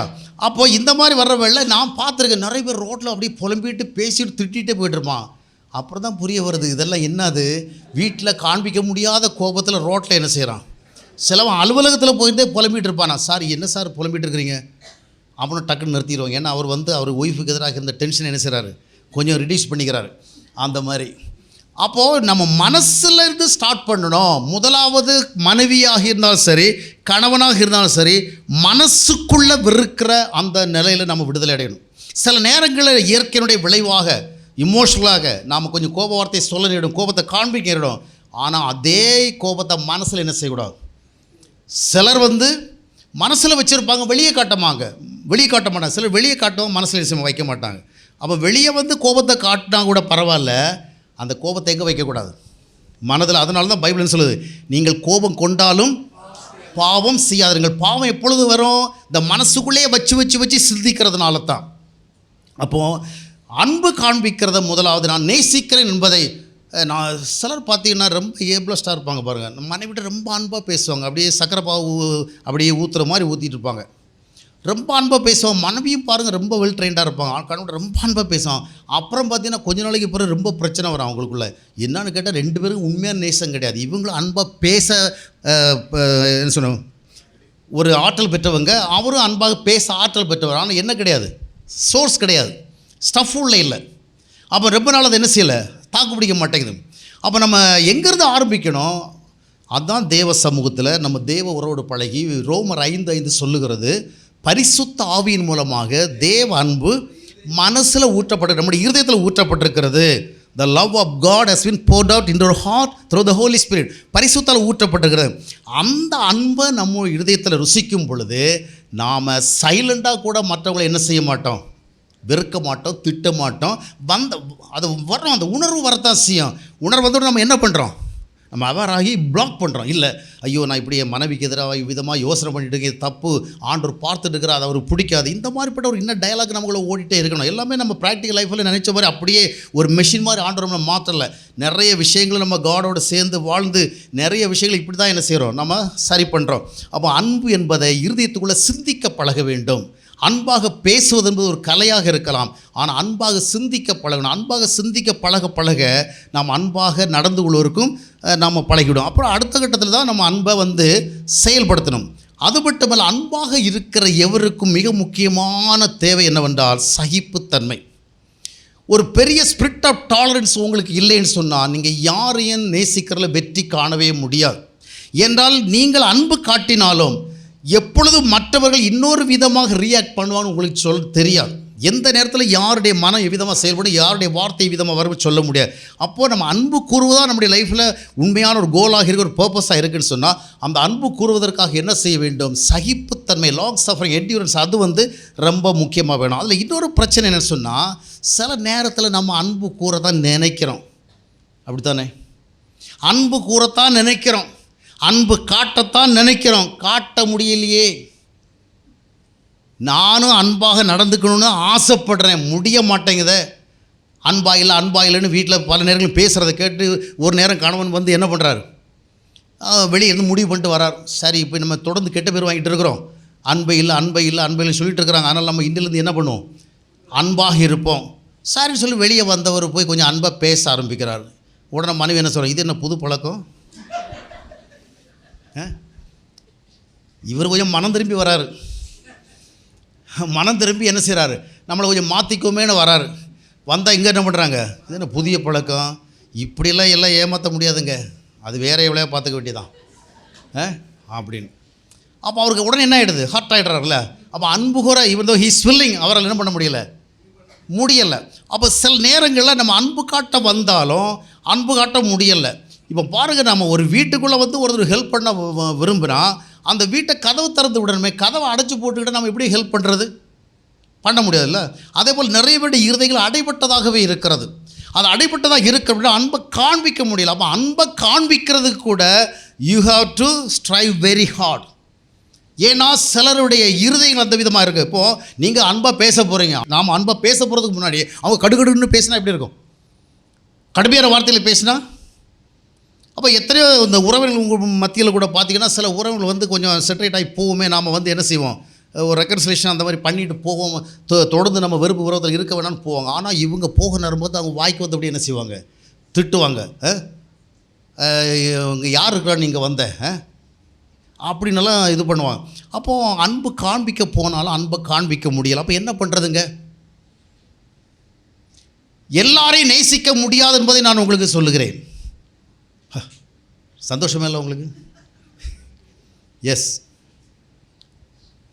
We got love certain people, அதாவது த ஹியூமன் வே. மனித வழியில் சிலர் நீங்கள் நேசிக்கவே முடியாண்டா, தே ஒன்ட் அலவ். அவர்களுடைய மனம் நம்முடைய அன்பை தடுக்கிறது, அவர்களுடைய குணம் நம்முடைய அன்பை தடுக்கிறது, அவருடைய செயல்பாடு நம்முடைய அன்பை தடுக்கிறது. அப்போ அவங்க நாம் அன்பு காண்பிக்க போனாலும் அவர்கள் வெறுப்பை கொண்டு நம்மிடத்தில் வருகிறபடினால அந்த வெறுப்பை தாண்டி நம்மால் என்ன பண்ண முடியலை, போக முடியலை. நாம் அன்பு வார்த்தை பேச போனாலும் அவங்க வெறுப்பு வார்த்தையோடு வருகிறபடினால அதை தாண்டி போக முடியல. அப்போ என்ன செய்யறது, what we have to do? அப்போ அன்பை காண்பிக்க முடியாவிட்டாலும் அந்த அன்பை இருதயத்தை விட்டு எடுத்து விடக்கூடாது. அதான் கிறிஸ்டியன் சேலஞ்ச் இல்லையா? எல்லாரும் செய்ய முடிஞ்சதை நாம் செய்கிறதில்ல கிறிஸ்தவ வாழ்க்கை. எல்லாரும் செய்ய முடியாது, நாமும் செய்ய முடியாதுன்னு போல கிறிஸ்தவ வாழ்க்கை. சிலருடைய மனம் இப்பொழுது கடினமாக இருக்கிறது, தவறான எண்ணத்தில் இருக்கிறது. அப்போ அவங்க வந்து ஒரு குறிப்பிட்ட விதமாக நடந்துக்கிறாங்க. நாம் அதுக்கு என்ன பண்ணிடக்கூடாது, அன்பை விட்டுறக்கூடாது. ஏன்னா அன்பு தான் நம்முடைய ஐடென்டிட்டி. காண்பிக்க முடியலை, we don't succeed in expressing our love. அன்பை காண்பிக்க முடியல. அதற்காக நான் அன்பு கூற போனேன், அவங்க அன்பை காட்டலை. அப்போ நான் என்ன செய்வேன்? உனக்கு இவ்வளோ வெறுக்க முடியுதா, நானும் வெறுப்பேன். உனக்கு இவ்வளோ வைராக்கியம் காட்ட முடிகிறதா, நானும் வைராக்கியம் காட்டுவேன். இல்லை, கர்த்தருக்காக நம்முடைய இருதயத்தை எப்பொழுது அன்பாக வைத்து கொள்ள வேண்டும். அல்லேலூயா. இது எளிதல்ல, போராட்டமானது, இது கடினமானது. கடினமானதை தான் கர்த்தர் செய்ய அழைத்திருக்கிறார். எளிதான ஒன்றை அல்ல, கடினமான ஒன்றைத்தான். ஆக ஒரு நேரம் கணவன் மனைவியிடத்தில் அன்பாகத்தான் நடந்து கொள்ள ஆசைப்படுகிறான், நல்ல உணர்வை வெளிப்படுத்த ஆசைப்படுகிறான். ஆனால் மனைவியுடைய சில நடவடிக்கைகள், சில விதமான செயல்பாடுகள், அப்படி சில சுபாவங்கள் கணவனால் அதை வெளிப்படுத்தவே முடியலை. அவனை டெட் ஆக்கிறாங்க. என்ன பண்ண முடியும்? அதுக்காக நம்ம மைண்ட்லேருந்து அதை ரிமூவ் பண்ணிடக்கூடாது. மனைவியை குறித்த அன்பை என்ன செய்து விடக்கூடாது. அதே போல் தான் மனைவி கணவனை நேசிக்க விரும்புகிறாங்க, அவரது நல்ல விதம் பழக விரும்புகிறாங்க, பேச விரும்புகிறாங்க, சகிக்க விரும்புகிறாங்க. ஆனால் கணவர் என்ன செய்யலை, இடம் கொடுக்கல. அவர் அவ்வளோ ரூடாக இருக்கிறார், அவ்வளோ கொடூரமாக பேசுகிறார். அப்போ என்ன பண்ணுற? அதற்காக கடவுளை குறித்த அன்பை நாம் என்ன செய்ய வேண்டாம். ஏன்னா ஆண்டவர் நம்முடைய இருதயத்தை அன்புள்ள இருதயமாகவே பார்க்க விரும்புகிறார். அல்லேலூயா. இந்த கணவன் அந்த அன்பை ரெகக்னைஸ் பண்ணலை, அக்செப்ட் பண்ணலை, அதை வந்து ஆனர் பண்ணலைங்கிறதுக்காக ஆண்டவருடைய பார்வையில் நம்ம அன்பற்றவளாக மாறக்கூடாது. எனவே அன்பிற்கு சம்பந்தமான ஒரு பெரிய போராட்டம் குடும்ப வாழ்க்கையில் உண்டு. அந்த பெரிய போராட்டத்தை கர்த்தரோட உறவின் மூலமாக என்ன செய்ய வேண்டும், நம்ம சந்திக்க வேண்டும். மூன்றாவது, பெரும்பாலும் குடும்பங்களில் டிஃப்ரென்ஸ் ஆஃப் ஒப்பீனியன், கருத்து வேறுபாடு. கணவனுக்கு ஒரு கருத்து, மனைவிக்கு ஒரு கருத்து. இது ஒன்றும் அதாவது என்ன சொல்லுது, ஒரு அன்காமன் திங் கிடையாது. ஆணாக இருந்தாலும் பெண்ணாக இருந்தாலும் அவங்கவுங்களுக்குன்னு ஒரு கருத்து இருக்கும். ஜவுளி கடையில் போனால் நான் ஒரு கலரை பார்க்குறேன், அதை பார்த்து இதெல்லாம் ஒரு கலராக அப்படின்னு தூக்கி போட்டு போகிறேன். என் பின்னால் ஒருதான் வரோம், அந்த கலர் தான் ரொம்ப நாளாக தேடி எடுத்துக்கிறான். நான் எனக்கு ஒரு சட்டை வேணுங்க போட்டால் அவன் எடுத்துகிட்டு போடுறான். ஒரு சார் இதை பாருங்கன்னு சொல்லுவேன். என்னையா இதெல்லாம் ஒரு சட்டையாயா, இதை தூக்கி போடுறேன், வேறு எதை காட்டையான்னு சொல்கிறேன். நான் அப்படி அதை புறக்கணித்துட்டு போனால் இன்னொரு பின்னால் ஒருதான் வந்து என்ன பண்ணுறான், இந்த சட்டையை தான் ரொம்ப நாளாக தேடிட்டு இருந்தேன், எத்தனை கடையாக போனும் கிடைக்கல, அவனுக்கு கபக்குன்னு அவன் வாங்கிட்டு போகிறான். அப்போது எனக்கு அது பிடிக்கல, அவனுக்கு பிடிக்குது. இப்போ எது சரி? இல்லை, இது அவரவர்களுடைய பக்கத்திலிருந்து பார்க்கப்படுகிற ஒரு பார்வை, அவரவருடைய விருப்பு வரப்போம். சில ஆர்டிஸ்டில் பார்த்திங்கன்னா ஒரு சில கலர் தான் அவங்களுக்கு ரொம்ப அது ஃபேவரட் கலராக இருக்கும். அவங்க என்ன டிசைன் பண்ணாலும் அந்த கலரை கொண்டு வந்துடுவாங்க. நீங்கள் திருத்தவே முடியாது அவங்கள. நமக்கு அந்த அந்த கலர் சுத்தமாக பிடிக்கவே பிடிக்காது, ஆனால் அவங்களுக்கு அந்த கலர் தான் பிடிக்கும். அப்போ இது ஆளுக்கால் கருத்துக்களும் எண்ணங்களும் வேறுபடுவது உண்டு. ஆனால் அந்த கருத்து வேறுபாடுகளின் அடிப்படையில் அதற்காக நம்முடைய வாழ்க்கையை என்ன செய்து விடக்கூடாது, நாம் காயமுடைய விட்டு விடக்கூடாது, நம்முடைய வாழ்க்கையை அழித்து விடக்கூடாது, அதுக்காக குடும்ப வாழ்க்கையை இழந்து விடக்கூடாது. கருத்து வேறுபாடுகள் வரத்தான் செய்யும், கருத்துக்கு கருத்து போராட்டம் வரத்தான் செய்யும். ஆனால் ஒரு காலகட்டத்தில் வருகிற பொழுது வாழ்க்கையில் கருத்து முக்கியமா, குடும்பம் முக்கியமா, நியாயம் முக்கியமா, குடும்பம் முக்கியமா? சில நேரத்தில் உங்கள் கருத்து ரொம்ப நல்ல கருத்து, அருமையான கருத்து, ஆனால் மற்றவருடைய கருத்தோ ஏற்றுக்கொள்ளப்படத்தக்க கருத்தல்ல. ஆனால் உங்களுடைய நல்ல கருத்தை நீங்கள் எம்பசைஸ் பண்ணுறீங்க, அதை நீங்கள் ஃபோர்ஸ் பண்ணுறீங்க, அது குடும்ப வாழ்வை உடைக்கிறது. புரிகிறதா? இப்போது உங்கள் கருத்துக்காக உங்கள் குடும்பத்தை உடைக்கிறீங்க. இப்போது நீங்கள் எதை இழக்கிறீங்க? ஒரு நல்ல கருத்து நல்ல கருத்து தான், ஆனால் அந்த நல்ல கருத்து என்ன செய்கிறது, ஒரு குடும்ப வாழ்க்கை நினைக்கிறது. அப்போ சில நேரங்களில் அதுக்காக நம்ம நல்ல கருத்தையெல்லாம் உடனே நம்முடைய எண்ணத்தை மாற்றணும்னு அர்த்தம் கிடையாது. ஆனால் இதை விட எது முக்கியங்கிறத பார்க்கணும். What is more important? நம்முடைய பக்கத்திலிருந்து பார்க்கப்படுகிற ஒரு சரியான கருத்தா, இல்லைன்னா நமக்கு தேவையான ஒரு வாழ்க்கையா? எத்தனையோ குடும்பங்களில் பார்த்திங்கன்னா நியாயம் இருக்கத்தான் செய்கிறது. கணவன் பக்கத்தில் நல்ல நியாயம் இருக்கிறது, இல்லைன்னா மனைவி பக்கத்தில் நல்ல நியாயம் இருக்கிறது. ஆனால் அந்த நல்ல நியாயத்துக்காக போராடுகிற விளைவாகவே அந்த குடும்ப வாழ்க்கை உடைகிறது. அதனால் அந்த பிள்ளைகளுடைய வாழ்வு பாதிக்கப்படுகிறது. நியாயத்துக்காக எழுந்த போராட்டம். அவர் எங்கே போனாலும் அந்த நியாயத்தை பாராட்டுவாங்க, எங்கே போனாலும் அந்த கருத்தை பாராட்டுவாங்க. இது ரொம்ப சரியான கருத்தாச்சே, அப்படி இது ரொம்ப சரியாக நியாயமாயிட்டு. ஆனால் நியாயத்தை விட சில நேரங்களில் நீங்களுடைய குடும்ப ஐக்கியத்தை தான் பெரிதாக எண்ண வேண்டும். உங்களுடைய நியாயத்தை நீங்கள் சிலவளை சாக்ரிஃபைஸ் பண்ணணும். ஏன்னா உங்களுடைய நியாயம் உங்களை வாழ வைக்கும் என்று எதிர்பார்க்க முடியாது. நாளை தினம் இந்த நியாயத்தை மட்டும் வச்சே வாழ முடியாது. பல குடும்பங்களில் நியாயங்கள் என்ன செய்யணும், கணவன் தன்னுடைய நியாயத்தின் மேல் இருக்கிற அதிகமான பிடிப்பின் காரணமாக, அதன் மேல் இருக்கிற அதிகமான ஒரு நம்பிக்கையினுடையவாக குடும்ப வாழ்க்கையை உடைக்கிறான். மனைவி இல்லை, ஆனால் கணவன் பக்கத்தில் ஒரு நல்ல நியாயம் இருக்கிறது. கணவன் இல்லை, கணவன் பிரிந்து போய் நேரிட்டு விட்டது, ஆனால் மனைவி பக்கம் என்ன இருக்குது, நல்ல நியாயத்தை வைத்து வாழ முடியுமா? அப்போ நியாயத்தை நான் இழக்கணும்னு சொல்ல வரல. அதாவது அப்போ நியாயம் கெட்டு போன்னு நான் சொல்ல அந்த அர்த்தத்தில் சொல்லலை. சில நேரங்களில் எது ரொம்ப முக்கியம் அப்படின்னு பார்த்து அந்த நல்ல குடும்ப வாழ்விற்காக அந்த நியாயத்தை என்ன செய்யணும், நாம் சாக்ரிஃபைஸ் பண்ணோம், கருத்தை சாக்ரிஃபைஸ் பண்ணோம். பாருங்கள், நான் ஆபிரகாம் லோத்து ஓமே உங்களுக்கு பேத்தில் சுட்டி காட்டினேன். லோத்து விடத்தில் சண்டை போடணுன்னா அவன் ஆபிரகாமுக்கு ஹி ஹேட் ஆல் ரீசன்ஸ் இல்லையா. அவன் ஒரு சீனியர், ஆபிரகாம் ஒரு சீனியர், ஒரு ஜூனியர். இந்த ஆபிரகாம் தான் அவன் அந்த ஊரில் இருந்து சரி அப்பா இல்லாத பையனாக இருக்கிறான்னு சொல்லி அழைச்சிட்டு வந்தான். அப்புறம் பார்த்தா இவங்களுக்கு மத்தியில் வந்து டிஸ்பியூட் வருது. டிஸ்பியூட் வரகளில் அவன் ஆபிரகாம் என்ன சொல்கிறான், நான் உனக்கு ஒரு குறிப்பிட்ட இடத்த தர, அங்கே போய் நீ செட்டில் ஆகிட்டு இருந்த தலை வச்சு படுக்காதுன்னு சொல்லியிருக்கலாம். சொன்னால் அது நியாயமாக தான் இருந்திருக்கும். ஆனால் லோத்து என்ன செய்யறான், பிரிந்து போக விரும்புகிறான். பிரிந்து போக விரும்புகிறவள அவன் என்ன பண்ணுறான், சரி நீ பிரிந்து போகிறதா போகலாம், சண்டை போட்டு பிரிஞ்சு போகாத, அடிதடி பண்ணிட்டு பிரிஞ்சு போகாத, நாமெல்லாம் சகோதரர் சொல்லிட்டு தன்னுடைய நியாயத்தை என்ன செய்கிறான், தன்னுடைய ஈகோவை விட்டு கொடுக்குறான், தன்னுடைய ப்ரெஸ்டீஜை விட்டு கொடுக்குறான், தன்னுடைய டிக்னிட்டியை விட்டு கொடுக்குறான். தான் ஒரு சீனியர் என்றாலும் கூட ஒரு ஜூனியருக்கு கூட முன்னால் என்ன செய்கிறான், இறங்கி போகிறேன். ஏண்டா ஒரு ஜூனியருக்கு முன்னால் இறங்கி போகிறத விட தேவனுக்கு முன்பாக டாளாக நிற்கிறதா பெரிய விஷயம். அல்லேலூயா. ஒரு நியாயத்தை இழந்தாகிலும் ஒரு ஐக்கியத்தை பாதுகாக்க வேண்டும். அல்லேலூயா. லோத்துவை நீ போ, ஆனால் ஐக்கியத்தை அழித்து விட்டு போகாதே, ஐக்கியம் இருக்கட்டும். அதனால தான் பாருங்கள், லோத்துக்கு நான் பின்னால் பிரச்சனை வந்த பிறகு ஆபிரகாம் என்ன செய்தான், ஓடி போய் அவனுக்கு உதவி செய்தான். அதே போல் சாராளுக்கும் ஆபிரகாமுக்கு இடையில் கருத்து போராட்டம் மிகுதியாக வந்தது. சும்மா இருந்த ஆபிரகாமை இந்த சாராள் தான் வந்து உனக்குத்தான் ரொம்ப காலமாக குழந்தையே இல்லை, ஊர் வழக்கப்படி என்ன பண்ணு, ஒரு பொண்ணை கல்யாணம் பண்ணிக்க, ஒரு நம்ம பக்கத்தில் ஒரு அடிமை பொண்ணு இருக்கிறா, அவளை கல்யாணம் பண்ணி, அதாவது வாடகை தாய் மாதிரி, அவள் வழியாக ஒரு குழந்தை பெற்று அந்த குழந்தை என்னுடைய குழந்தையாகவே கருதப்படும், அதை செய்து சும்மா சீண்டி விட்டவனை யார் தான், இதை சாராள் தான். சீட்டி விட்ட பிறகு அவன் வந்து அவளை கல்யாணம் பண்ணிக்கிறான். அப்புறம் அவளுக்கு கன்சீவ் ஆகிறான், அவளுக்கு குழந்தை பிறப்போகுது. அப்போயே பிரச்சனை ஆரம்பித்தாச்சு. அப்புறம் குழந்தை பெறுகிறது, வளருகிறது, அதுக்கடுத்தும் பிரச்சனை ஆரம்பிக்கிறது. இப்போ ஆபிரகாமுடைய நிலைமை பாருங்கள். ஆபிரகாம் மிகுந்த வேதனைப்படுகிறான். ஆனாலும் அந்த சாராளோடு அவன் நியாயத்திற்காக போராடி இருந்தால் சாராளை டைவோர்ஸ் பண்ணியிருக்கணும். அந்த காலத்தில் இதெல்லாம் ரொம்ப எளிது. ஆணுக்கு வேணும்னா வச்சுக்கலாம், வேண்டான்னா எல்லாம் டிஸ்போசபிள் ப்ராடக்ட் மாதிரி தான். புரிகிறதா? வேணா வச்சுக்கலாம், வேண்டாம் விட்டுடலாம். அந்த மாதிரிப்பட்ட காலகட்டம். அந்த காலத்தில் ஜூயிஷ் கம்யூனிட்டி மத்தியில் பார்த்தீங்கன்னா ஒரு சாப்பாடு சரியாக செய்யலை கூட அந்த ரீசனை காமிச்சு என்ன செய்யலாம், டைவோர்ஸ் பண்ண. அதனால இயேசு கிறிஸ்து காலத்தில் மனைவியை டைவோர்ஸ் பண்ண, ஐயோ அதை விட நம்ம என்ன செய்ய வேண்டாம், கல்யாணமே டைவோர்ஸ் பண்ணுறதுக்கு நமக்கு ரைட் இல்லைன்னு சொன்னால் அந்த கல்யாணமே வேண்டான்னு சொல்கிற அளவுக்கு அவனுடைய மைண்ட் செட் இருந்தது. அப்போது அந்த ஆபிரகாம் வந்து மனைவியினுடைய சில செயல்கள் ஒரு பக்கத்தில் பார்க்கும் பொழுது ஜஸ்டிஃபைபிள் கிடையாது, நியாயம் கிடையாது, இட்ஸ் நாட் ஜஸ்ட். ஆனால் அவன் தேவனுடைய வார்த்தைக்கு என்ன செய்தான், சேர்ந்தவன் இப்பொழுது உன் மனைவி சொல்கிறத, ஐயா மனைவி சொல்கிற நியாயமே இல்லைங்க, கேளு, இந்த சூழலுக்கு என்ன செய், நீ இசைந்து போ, அடங்கி போ என்று சொல்லி அவன் சொல்லுகிறார், தேவன் சொல்லுகிறார், அவன் ஏற்றுக்கொள்கிறான். அதனால் சாராள் ஆபிரகாமுடைய குடும்ப வாழ்க்கை உடையாமல் இணைந்திருந்தது, தேவத்திட்ட நிறைவேறினது. இன்றைக்கு நாம் பைபிளில் என்ன செய்கிறோம், அந்த குடும்பத்தை படிக்கிறோம். அருமையானவர்களே, நம்முடைய கருத்தை விட வாழ்க்கை ரொம்ப முக்கியமானது. நாளை தினம் உங்களுடைய கருத்து உங்களோடு இருக்கும், வாழ்க்கை துணை இருக்காது. வாழ்க்கை துணை இல்லாமல் உங்களுடைய வாழ்க்கையை வெற்றியை ஓட்டி முடிக்க முடியாது. நாளை உங்கள் பக்கத்தில் நியாயம் இருக்கும். இன்றைக்கி விவாகரத்து பெற்று செல்லுகிற எத்தனையோ பேருடைய வாழ்க்கையில் நல்ல நியாயம்தான் இருக்குது.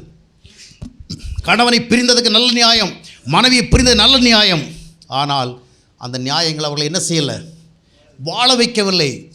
ஆக கனவில் இல்லாத மனைவியாக, மனைவி இல்லாத கணவனாக வாழ அவர்களை கொண்டு சென்றது. அவருடைய விளைவாக அவருடைய சந்ததியும் பாதிக்கப்பட்டது. எனவே கருத்து வேறுபாடு, இந்த போராட்டத்தில் நம்ம ஜெயிக்கணும்னா ஆண்டவரோடு நமக்கு ஒரு இசைந்த உறவும் ஐக்கியமும் இருக்க வேண்டும். அப்பொழுதுதான் இவைகளை நடக்கும். அடுத்தபடியாக நம்ம இன்னொன்று பார்க்கலாம். இன்னொரு பிரச்சனை இந்த காலகட்டங்களில் இது அதிகமாக இருக்குது, எல்லா காலகட்டங்களிலும் இருக்கிறது. அதாவது கணவன் மனைவி என்கிற உறவு எல்லைக்குள் வந்துவிட்ட பிறகு அது தொடர்பான ஒழுக்கத்திற்குள் நிற்க முடியாத ஒரு போராட்டம். இப்போ நாம் வாழ்கிற உலகம் ரொம்ப டிஃப்ரெண்ட் வேர்ல்டு இல்லையா. திருமணத்துக்கு பின்னாலும் நாம் விரும்புகிற மாதிரி யாரு கூடயும் பேசலாம், பழகலாம், போகலாம். அதையும் ஒரு நியாயப்படுத்துகிற ஒரு மென்டாலிட்டி இப்போ இருக்குது, அப்படி தானே. கல்யாணம் ஆயிட்டுங்கிறதுக்காக இனி ஒரு ஆண் கூட நான் பேசக்கூடாது, பழகக்கூடாது, அவங்க கூட எங்கேயா சுற்றக்கூடாது அப்படியெல்லாம் கிடையாது. கல்யாணம் ஆகிட்டுங்க ஒரு காரணத்துக்காக இனி ஒரு பொண்ணு கூட நான் பேசக்கூடாது, பழகக்கூடாது, ஃப்ரெண்ட்ஸாக இருக்கக்கூடாது, இதெல்லாம் ஏற்றுக்க முடியாதுன்னு இப்படி மாடர்ன் சொசைட்டி என்ன செய்கிறது, சொல்லுகிறது. கல்யாணம்ங்கிறது அதனுடைய அர்த்தம் வேறு. அதனால் கல்யாணம் ஆன பிறகு கூட நான் ஏதோ ஒரு பெண்ணோட இல்லைன்னா ஏதோ ஒரு ஆணோட நான் பேசுவோம், பழகுவோம், போகும், வருவேன். இதெல்லாம் நீ ஏற்றுக்கிட்டு வாழ்கிறது தான் நல்ல கணவன், இல்லை ஏற்றுக்கிட்டு வாழ்கிறது தான் நல்ல மனைவி. அப்படி அந்த விதமான ஒரு ஹியூமன் டெண்டன்சி இப்போ இந்த மாடர்ன் வேர்ல்டில் உருவாயிருக்கு. ஆனால் வேதத்திற்குள்ள பார்க்கும் பொழுது திருமணமானவர்கள் ஒருவருக்கு ஒரு எப்படிப்பட்டவர்களாக இருக்க வேண்டும், உண்மை உள்ளவர்களாக இருக்க வேண்டும். ஒழுக்கத்துக்கு போராட்டங்கள் வரும். பல குடும்பங்களில் பார்த்திங்கன்னா கணவனிடத்தில் பெற முடியாத அதை நியாயமாக பெற முடியாத பல காரியங்கள் பல மனைவிகளை வேறு ஒரு சிலரை குறித்த ஒரு நல்ல எண்ணத்தை பெற வைத்துவிடும். அதே போல் மனைவியிடத்திலிருந்து பெற முடியாத சில நல்ல நியாயமான சில தேவைகளை பெற முடியாத சூழலில் அதுபோன்ற காலில் வேறு சிலரிடத்தில் அதை பெறும்படியான நல்ல சிந்தனை உருவாகி. ஏனென்றால் சிலருடைய வாழ்க்கையில் கணவர்களை விட வேறொரு ஆண் மிக நல்ல விதமாக பழகுவான், பேசுவான். சில குடும்பங்களில் பார்த்தீங்கன்னா ப்ராக்டிக்கலாக பார்த்தீங்கன்னா வீட்டில் ஹஸ்பண்ட் இவ்வளோ பிரச்சனை இருக்கும்.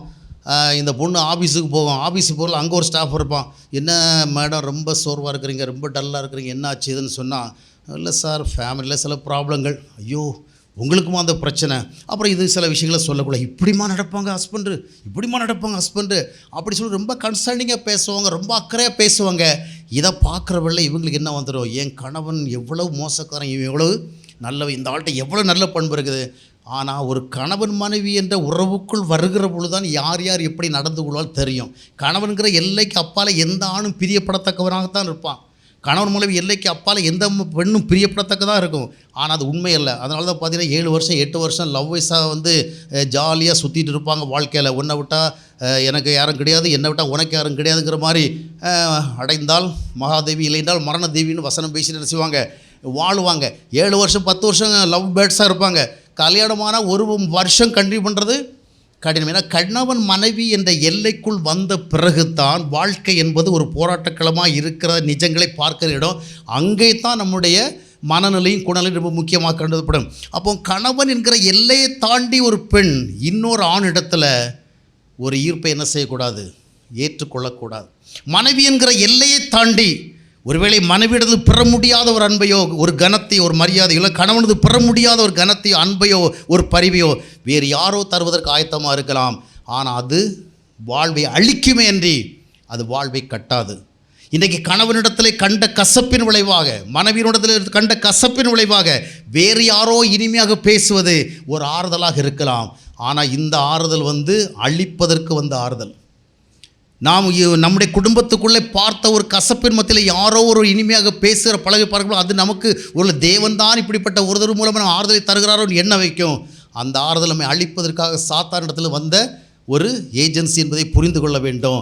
வாழ்வோ தாழ்வோ கணவன்கிற எல்லைக்குள் அந்த வட்டத்துக்குள் தான் என்ன செய்ய வேண்டும், நாம் வாழ வேண்டும். எனவே இதுக்கு ஒரு போராட்டம் உண்டு. அது இந்த காலத்தில் அந்த போராட்டத்துக்கான தூண்டி வீச ரொம்ப அதிகம்.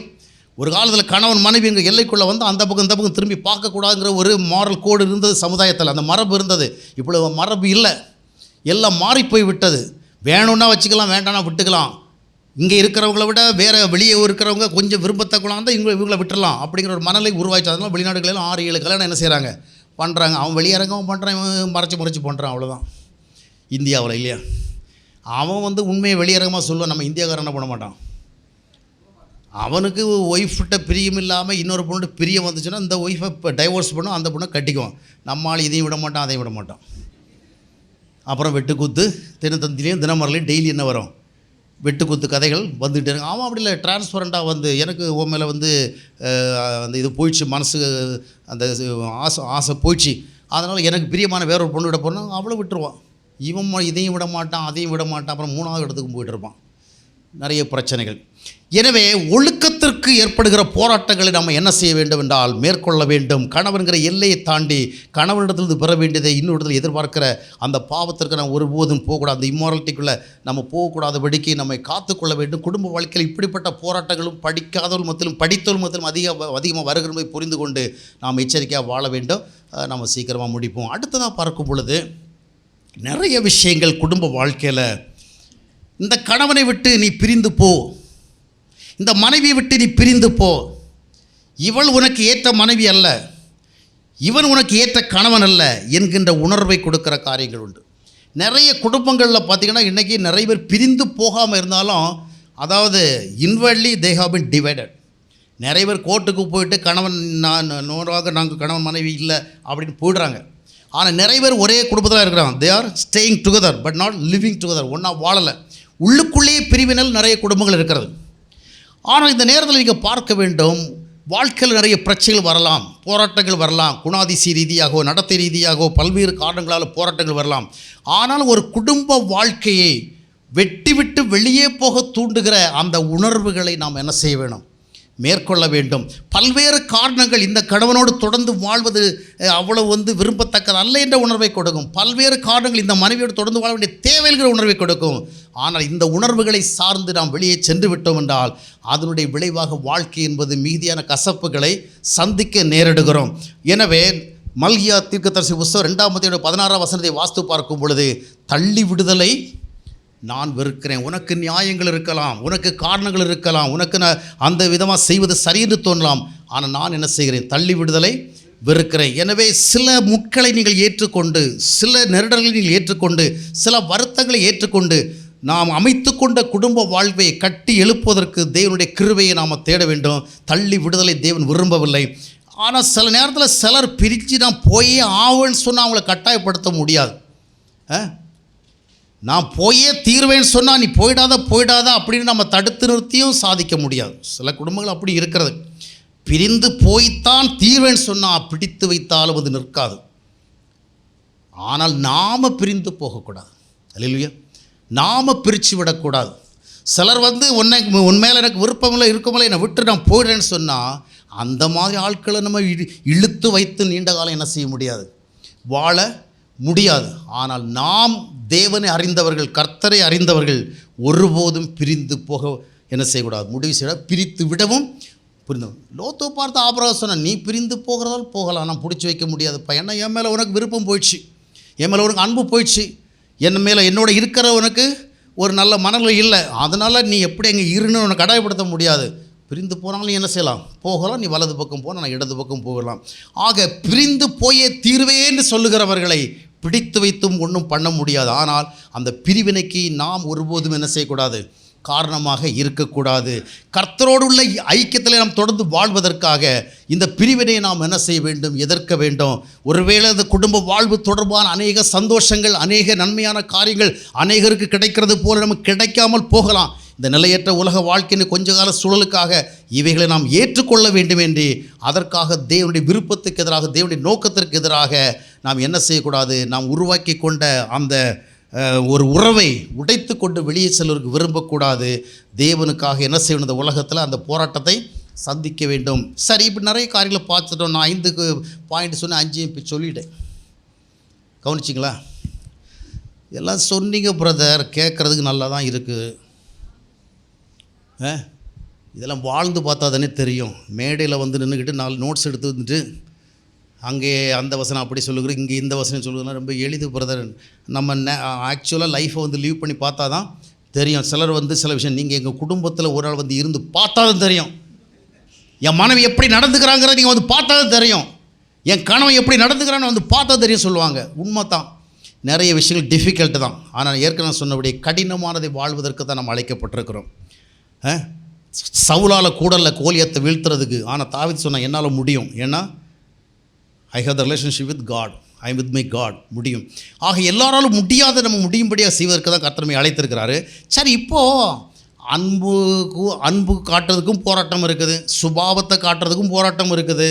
இப்படி பல்வேறு விதமான போராட்டங்களுக்கு, கருத்து சம்மந்தம் போராட்டம் இருக்குது, நியாய சம்மந்தம் போராட்டம் இருக்குது. இது எல்லாத்தையும் இது பண்ணிவிட்டு நாம் ஒரு திருமணத்தை பண்ணிக்கிட்டோம் அப்படிங்கிறதுக்காக உள்ளே எப்படிங்க இருக்கிறது? நானும் மனுஷன் தானே, எனக்குன்னு சில உணர்வு இல்லையா, எனக்குன்னு ஒரு ஃபீலிங் இல்லையா? நீங்கள் பிரசங்க மாதிரி சொல்லிட்டு போயிடுவீங்க. உங்களுக்கு என்னமோ தப்பி தவிர நல்லா அமைஞ்சிட்டு போல இருக்குது. ஆமாம், லைவ் போயிட்டுருக்கு, ஞாபகப்படுத்துகிறாரு, யோசித்து பேசுங்க அப்படின்னு. அந்த காலில் சூழ்நிலைக்கு எத்தபடி பேசிக்கலாம். இப்போ என்ன பண்ண முடியாது, மூச்சு விட்டாலே உலகத்துக்கே லைவ் போய்டுது. அப்போது நிறைய பேர் நான் இந்த மாதிரி முன்னாள் டாபிக் பேசுகிறவங்கள என்ன ஒரு விதம் முறைச்சி பார்ப்பாங்க. அது உண்மையிலேயே முறைச்சி பார்க்குறதான். ஏன்னா ஒவ்வொரும் தெரியாமல் அந்த ஆளுகள் பேசிகிட்டு இருக்கிறான். ஒரு for the sake of preaching something, பிரசங்கம் பண்ணுறதுக்காகவே என்ன செய்யலாம். அவர் பெரிய நல்ல ப்ரீச்சரான், அதனால் இப்படியெல்லாம் பேசுகிறேன். வாழ்ந்து பார்த்தா தானே தெரியும். ஆனால் வாழ்க்கை போராட்டங்கிறது நான் உங்களுக்கு சொல்கிறேன், not only for the believers, எல்லாருக்கும் உண்டு. ஊழியக்காரன் ஸ்பெஷல் கம்யூனிட்டி கிடையாது. ஆனால் ஊழியக்காரன் உண்மையை சொல்ல மாட்டான்.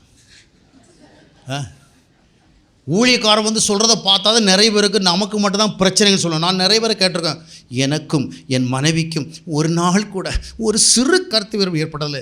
இங்கே இருக்கிற நீ கொஞ்சம் தள்ளி நிலைன்னு என் கணவன் ஒரு முறை கூட சொன்னதில்லை. நீங்கள் வாழ்ந்த வாழ்க்கையே ஒரு சரியான கணவன் மனைவி வாழ்க்கை இல்லை. கொஞ்சம் அப்படி இப்படி இருந்தால் தாங்க அது கணவன் மனைவி வாழ்க்கை. ஒரே விதமாக ஒரு வார்த்தை கூட என்ன எனக்கு எதிராக சொன்னதில்லை, என்னை மனம் புண்பட வச்சதில்லை. இதெல்லாம் ஒரு வாழ்க்கையா?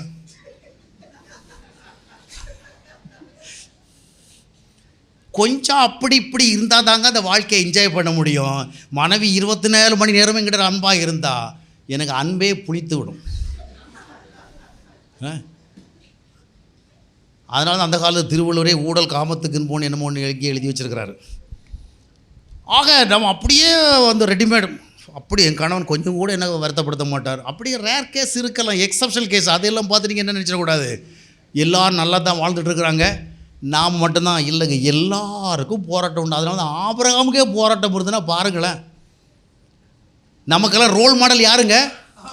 ஆபிரகாம். அவருக்கு எவ்வளோ போராட்டம் இருந்து பாருங்கள். அவருக்கு அமைஞ்ச ஒய்ஃப் எப்படி இருந்திருக்கிறாங்க? அவர் வாழ்ந்து முடித்தாரா இல்லையா? தன்னுடைய நல்ல போராட்டத்தை போராடி முடித்தாரா இல்லையா? அதனால் எல்லாருக்கும் நாம் நினைக்கிறது மாதிரி கொஞ்சம் கூட மனசை புண்படுத்தினது கிடையாது, கொஞ்சம் கோபிச்சு பேசினது கிடையாது, ஒரு வார்த்தை எனக்கு எதிராக சொன்னது கிடையாது. இது சில வேளை உலகத்தில் 7 அதிசயம் ஏற்கனவே இருக்குதுன்னு சொல்கிறாங்க. இந்த மாதிரி ஒரு சில இடத்துல 8வது அதிசயம் இருக்கும்.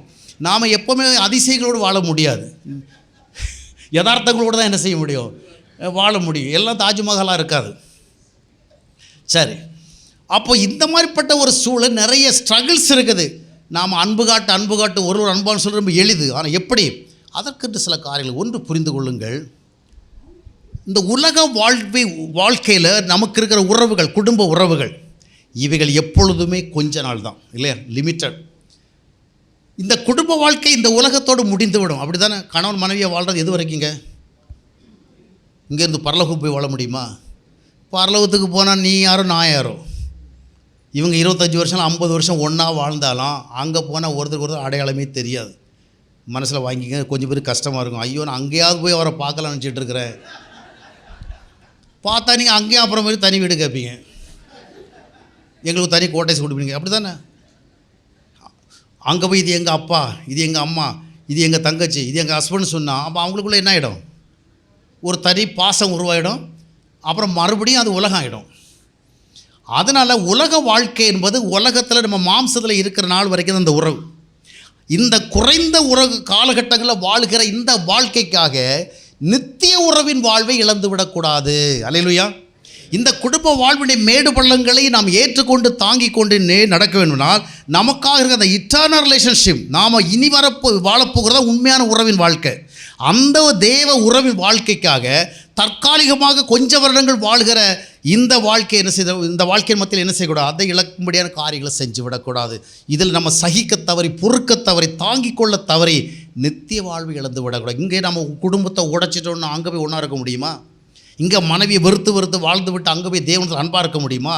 இங்கே கணவனை கனம் பண்ணாமல் அங்கே போய் தேவனை மகிமைப்படுத்தி இருக்க முடியுமா? முடியவே முடியாது. எனவே இந்த கொஞ்ச நாள் இந்த வாழ்க்கைக்காக இதில் சில வருகிற வருத்தங்களையும் வேதனைகளையும் நாம் என்ன செய்ய வேண்டும், ஏற்றுக்கொள்ள வேண்டும். அப்போஸ்தலன் பவுல் தன் வாழ்நாள் முழுவதும் அவருடைய ஃபேமிலி லைஃப்பில் சஃபர் ஆகலை, அவருடைய மினிஸ்ட்ரி லைஃப்பில் இல்லை, அதாவது டில் ஹி டைட், அவர் சாகிறது வரைக்கும் பல துன்பங்கள். ஆனாலும் 2 தீமோத்தேயு 4:18 வசனத்தில் சொல்லுவார், கர்த்தரின் எல்லா துன்பத்திலும் விடுவித்து கடைசியில் தம்முடைய நித்திய ராஜ்யத்தில் சீர வைக்க நான் உதவி செய்வார். அதுதான் நம்முடைய கோல். அல்லேலூயா.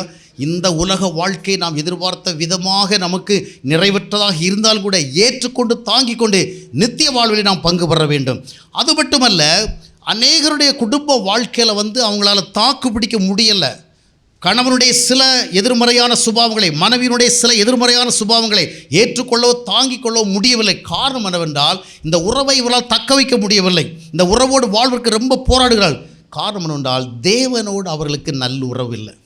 இதெல்லாம் நாம் டீச் பண்ணி அதை கேட்டு அதை அப்படியே நாம் பை அவர் ஓன் எஃபர்ட்ஸ் நம்ம செய்யணும்னு நம்ம ஒரு முடிவெடுத்தெல்லாம் நடக்காதுங்க. நம்முடைய ஹியூமன் எஃபர்ட்ஸை கொண்டு இதெல்லாம் என்ன செய்ய முடியாது, we can't succeed, நம்ம ஜெயிக்கவே முடியாது. we have to live in the relationship of God. தேவ உறவில் வாழ்கிற வாழ்க்கையினுடைய விளைவாகத்தான் இந்த உலக வாழ்க்கையில் குடும்ப உறவுகளை காத்துக்கொள்ள முடியும். அல்லேலூயா. தேவன் என்னை நேசிக்கிறார் என்பதனால் என்னுடைய மனைவியை நான் நேசிக்க முடிகிறது. தேவன் என்னை நேசிக்கிற விளைவாக என்னுடைய கணவனை நேசிக்க முடிகிறது. அந்த விதமான ஒரு அனுபவத்தை தான் வாழ முடியும். எனவே நாம் ஆண்டவர் குடும்ப வாழ்க்கையில் என்ன இப்படி இருக்க விரும்புகிறார், அப்படி இருக்க விரும்புகிறார், சகிக்க சொல்கிறார், பொறுக்க சொல்கிறான்னு ஒரு நியாயப்பிரமாணம் போல் அதையெல்லாம் பெற்றுக்கொண்டு அப்படியே நான் வாழ முடியாது. அது பழைய ஏற்பாட்டு காலம். இந்த காலத்தில் நம்ம குடும்ப வாழ்வு என்கிற அந்த காலத்தில் போராட்ட காலத்தில் ஜெயிக்கணும்னு சொன்னால் தேவ உறவை அனுபவிக்கணும். இன்றைக்கி பிரச்சனை என்னென்னா, நிறைய கிறிஸ்தவர்கள் அவர்கள் பக்தியில் வாழ்கிற கிறிஸ்தவர்கள் தான் என்று தேவ உறவில் வாழ்கிற கிறிஸ்தவர்கள் அல்ல. இன்றைக்கி அநேகருக்கு இது தெரியவே தெரியலை. நம்ம சர்ச்சுக்கு போனால் பக்தி, ஆராதனை பண்ணால் பக்தி, ஜெபம் பண்ணால் பக்தி, காணிக்கை கொடுத்தா பக்தி, ஆண்டவருக்கு கொஞ்சம் பயபக்தியோடு நடந்துக்கிட்டால் பக்தி, ஆண்டவர் சொன்ன சில விஷயங்களை கீழ்ப்படிஞ்சா பக்தி, அப்படித்தான் நினைக்கிறாங்களே ஒழிய இந்த நியூ டெஸ்டமென்ட் லைஃப்னா என்னன்னு தெரியலை. நியூ டெஸ்டமென்ட் லைஃபே தேவ உறவோடு வாழ்வதற்கான ஒரு அழைப்பு. அதைத்தான் யோவான் 3 வாசிக்கிறோம். தேவன் தம்முடைய ஒரே வரான குமாரனை நமக்காக தந்தருள் இவ்வளவாய் உலகத்தில். அது என்ன? ஒரு set of rules and regulation கிடையாது, ஒரு நியூ லா கிடையாது. என்ன? அது ஒரு பர்சன், இயேசு கிறிஸ்து என்கிற ஒரு நபர். அவரை பெற்றுக்கொண்டு 1 கொரிந்தியர் 1:9 சொன்னபடி என்ன செய்ய வேண்டும்? அவரோட ஐக்கியமாக இருக்க வேண்டும். we have to enjoy his fellowship. என்றால் யோவான் 1:2 என்ன சொல்லுகிறது? அவருடைய நாமத்தில் விசுவாசப்படும் அவரை ஏற்றுக்கொள்ள எல்லோரும் என்ன செய்கிறார்கள்? தேவனுடைய பிள்ளை. அப்போ அந்த உறவு, இந்த உறவுக்குள் வாழ்வதற்கு அநேகருக்கு இன்னும் அந்த ஞானம் வரவில்லை. பெரும்பாலான சபைகளிலும் நியாயப்பிரமாணம் சொல்லிக் கொடுக்கப்படுகிறது, பெரும்பாலான சபையில் ஆராதனை சொல்லிக் கொடுக்கப்படுகிறது, ஜெபம் சொல்லிக் கொடுக்கப்படுகிறது, காணிக்கை சொல்லிக் கொடுக்கப்படுகிறது, ஊழியம் சொல்லிக் கொடுக்கப்படுகிறது, பயபக்தி சொல்லிக் கொடுக்கப்படுகிறது, உறவு சொல்லிக் கொடுக்கப்படவில்லை. நீங்கள் உறவில் வாழாவிட்டால் உங்களுடைய பயபக்தி ஒருபோதும் தேவன் ஏற்றுக்கொள்கிற பயபக்தியாக இருக்காது. நீங்கள் தேவ உறவில் வாழாவிட்டால் உங்களுடைய ஜெபங்கள் ஒருபோதும் தேவனுக்கு ஏற்றதல்ல. நீங்கள் தேவ உறவில் வாழாவிட்டால் உங்களுடைய காணிக்கையோ உங்களுடைய ஆராதனையோ தேவனால் ஏற்றுக்கொள்ளப்படுவது இல்லை. ஏன்னா நியூ டெஸ்டமென்ட் என்பது ஆண்டுடைய உறவோடு வாழ்வது, அதற்குத்தான் பரிசுத்த ஆவி கொடுக்கப்பட்டது. எனவே தான் ரோமர் 8:15 சொல்கிறது, அப்பா பிதாவை என்று கூப்பிட பண்ணுகிற புத்திர சுவிகார ஆவியை பெற்றோர். ரோமர் 8:15 சொல்லுகிறது, பிள்ளைகளானால் சுதந்திரரும் ஆமே.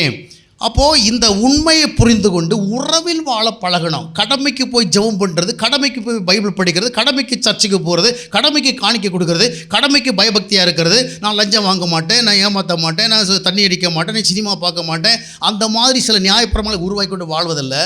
நீங்கள் முதலாக தேவ உறவில் வாழ பழக வேண்டும். அனுதினமும் ஆண்டவரோடு பேசுகிற மக்களாக, ஆண்டவருடைய சத்தம் கேட்க விரும்புகிற மக்களாக, ஆண்டவரோடு பகிர்ந்து கொள்கிற மக்களாக, உங்களுடைய உணர்வுகளை, உங்களுடைய எண்ணங்களை, உங்களுடைய நினைவுகளை எல்லாம் ஆண்டவரோடு ஷேர் பண்ணுகிற மக்களாக இருக்கும் பொழுது there you are enjoying the relationship of God. அந்த பின்பலத்தில் தான் உங்கள் குடும்ப வாழ்க்கையை நீங்கள் சகிக்க முடியும். அல்லேலூயா. எவ்வளோ அழகான மனைவியாக இருந்தாலும் சரி, எவ்வளோ அழகான கணவனாக இருந்தாலும் சரி, அவைகளை வைத்துக்கொண்டு நீங்கள் சந்தோஷமாக வாழ முடியாது. எவ்வளோ செல்வங்கள் உங்களுக்கு கொடுக்கப்படுதாலும் சரி, எவ்வளோ எஜுகேஷன் அந்த பின்னணி உங்களுக்கு இருந்தாலும் சரி, அவைகளை கொண்டு குடும்ப வாழ்க்கையை வாழ முடியாது. குடும்ப வாழ்விற்கு தேவையான ஒரு அன்பு, ஏற்றுக்கொள்கிற தன்மை அது வேண்டுமென்றால் தேவ உறவில் நாம் வாழ வேண்டும். அல்லேலூயா. கிறிஸ்தவ வாழ்க்கையை ஒரு கிறிஸ்தவ பக்தியாக எடுத்துக்கொள்ளக்கூடாது, கிறிஸ்தவ உறவாக எடுக்க வேண்டும். கிறிஸ்துவோடு ஏற்படுத்தி கொள்கிற உறவு, அந்த உறவை கொண்டு வாழ வேண்டும். அப்பொழுது என்ன சொல்ல, we are strengthened. கிறிஸ்துவோடு வாழ்கிறவன் he becomes so powerful, he becomes so strong. அதனால் குடும்ப வாழ்வில் ஏற்படுகிற அழுத்தங்களை அவன் ஏற்றுக்கொள்ளுகிறான், அவனுக்கு ஏற்படுகிற நெருடல்களை ஏற்றுக்கொள்ளுகிறான், அவனுக்கு ஏற்படுகிற இழிவுகளை ஏற்றுக்கொள்ளுகிறான், அவனுக்கு ஏற்படுகிற பல்வேறு விதமான அவன் விரும்ப முடியாத காலம் ஏற்றுக்கொள்ள. ஏனென்றால் now he is very strong as David. அந்த தாவீதை போல வேலை செய்கிறான், வலிமையாக இருக்கிறான். கோலியாத்து போன்ற பிரச்சனைகள் நம்ம சந்திக்க முடிகிறது.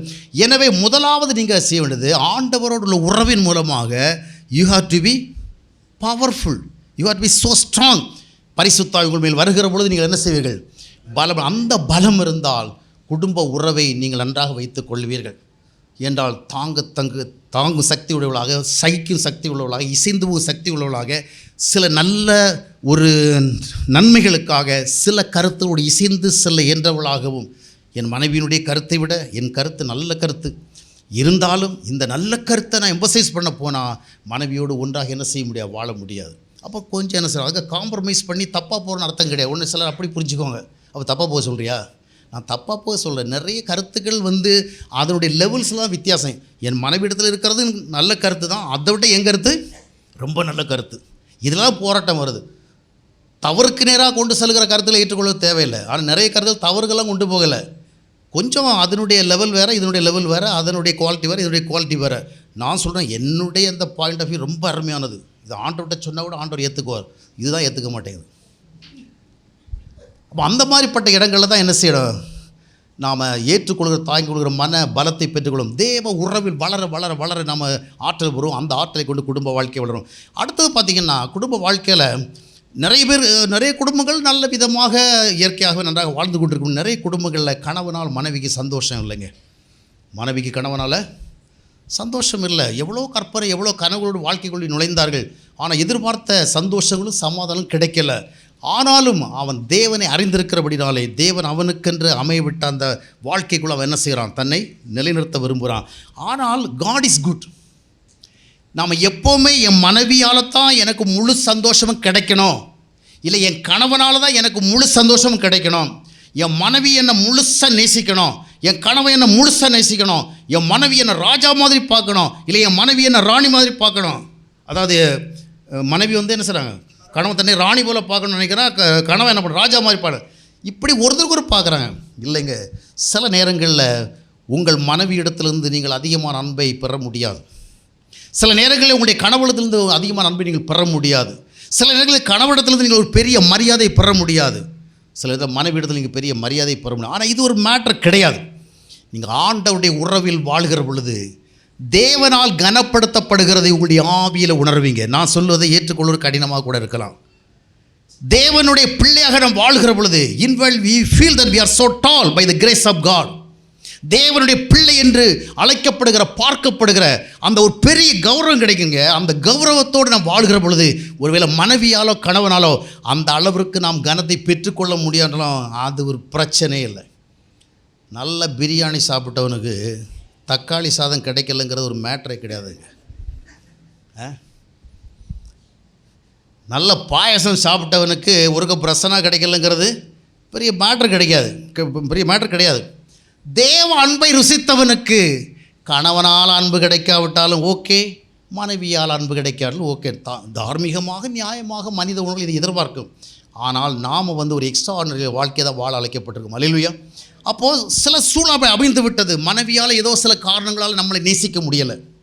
ஏதோ சில காரணங்களால் கணவனால் என்ன செய்யணும், மனைவி என்ன செய்யணும், நேசிக்க முடியல. ஆனால் அதையே நினைத்து மூலையில் உட்காந்து அழுதுகிட்டு அப்படியே நம்ம உடல்நிலையும் கெடுத்துக்கிட்டு, மனநிலையும் கெடுத்துக்கிட்டு, நம்முடைய அப்பா அம்மா கூடிய சந்தோஷத்தையும் கெடுத்துக்கிட்டு, அவங்களுடைய அமைதியை கெடுத்துக்கிட்டு, காலையிலையும் மாலையும் அவங்களுக்கு டெலிஃபோன் பண்ணி இவர் இப்படி பேசுகிறாங்க, அப்படி நடந்துக்கிறான், ஒருவர்தான் பொண்டாட்டிகளை எப்படி நல்லா வச்சுருக்கிறான், ஒருவர்தான் மனைவிகளை எப்படி நல்லா வச்சுருக்கிறான், அப்படியெல்லாம் பேசி அழுத்து சலித்து உங்கள் வாழ்க்கையை அழிக்கிறத விட தேவ அன்பை அனுபவிங்க. அல்லேலூயா.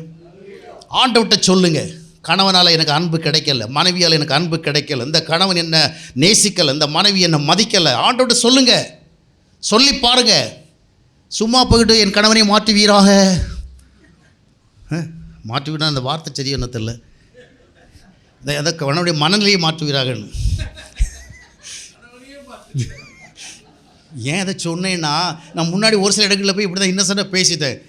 எனக்கு சொன்னாங்க, என்ன சும்மா போய்ட்டு நீங்கள் மாற்றுவீரான்னு சொன்னால் தப்பாக புரிஞ்சிக்க மாட்டாங்க அப்படின்னு. அதனால தான் நான் கொஞ்சம் அவேர்னஸ் அதை சொல்கிறேன். ஆண்டவரே, என்னுடைய கணவனுடைய பொல்லாத மனதை மாற்றுவீராக, என் மனைவி இடத்தில் இருக்கிற ஏசபேல் மனதை மாற்றுவீராக. நம்ம எப்போவுமே அவங்கவுங்க மனசை தான் மாற்றணும். ஆண்டவர் சொல்கிறாரு, தம்பி முதல்ல உன் மனசை நான் மாற்றட்டும், எல்லாம் சரியாக போயிடும். எப்போ பார்த்தாலும் உன் மனைவிக்குடைய மனம் திரும்புவதற்காகவே நீ உபவாசம் இருக்கிற, நீ உனக்கு என்னைக்காக உபவாசம் இருக்கிறியா? உன் மனசை நான் ஒன்றும் பண்ணலை, உன் மனைவிட்ட போய் நான் என்ன பண்ணுறது? என்னை அறிந்து நீ உன் மனசையே மாற்ற மாட்டேங்கிற, நீ உன் ஜபத்தை கேட்டு அவங்க மனசை எப்படி மாற்றுறது? சில நேரங்களில் ஆண்டவர் மற்றவருடைய மனசை மாற்ற மாட்டார், நம்ம மனசை மாற்றிட்டாலே எல்லாம் சரியாக போயிடும். அங்கே நாம் தாங்கவும் சகிக்கவும் ஏற்றுக்கொள்ள என்ன செய்வோம், பக்குவப்பட்டு விடும். எனவே இறை உறவை அனுபவித்து குடும்ப உறவுகள் சந்தோஷங்களை சமாதானங்களை குறைவே தந்தாலும் ஆண்டவர் தனக்கு நிறைவான சந்தோஷம் அனுபவித்து கொண்டு நாம் எப்போ என்ன செய்யணும், நிறைவுற்றலாம் வாழணும். எப்போ பார்த்தாலும் என் கணவனை நேசிக்கவே இல்லை, இனி காலம் வரைக்கும் தான் இருக்கும். இந்த நேசிக்காத ஆளுகளை விட்டுருக்க, முடியாத கேஸுகள், முடியாதவங்களை விட்டுருக்க. கனப்படுத்த முடியலையா, மனைவி உங்களை மதிக்கலையா, சின்ன மதிக்கிறதுக்காகவே நீங்கள் உபவாசம் இருந்துடக்கூடாது. மதிக்க தெரியாத மனைவி விட்டுருங்க. மனைவி விட்டு வர சொல்லலை, உன் மரியாதை எனக்கு வேண்டாமா, உன்னை விட சூப்பராக ஆண்டவர் என்ன மதிக்கிறார், டெய்லி என்னை அட்டன் பண்ணுறாரு, என் மனசுக்கு ஒரு அப்பன் வந்து அவர் என்ன சார் விசாரிக்கிறார், என்னை விசாரிக்க கரெக்டாக இருக்கா, நீ மதித்தாலும் சரி மதியாமல் இருந்தாலும் பரவாயில்ல, நீ போ. உன் கணவன் நேசிக்கலை விட்டுரு. முடியலதால் என்ன பண்ணுவார், முடிஞ்சாதான் நேசிப்பார் இல்லையா?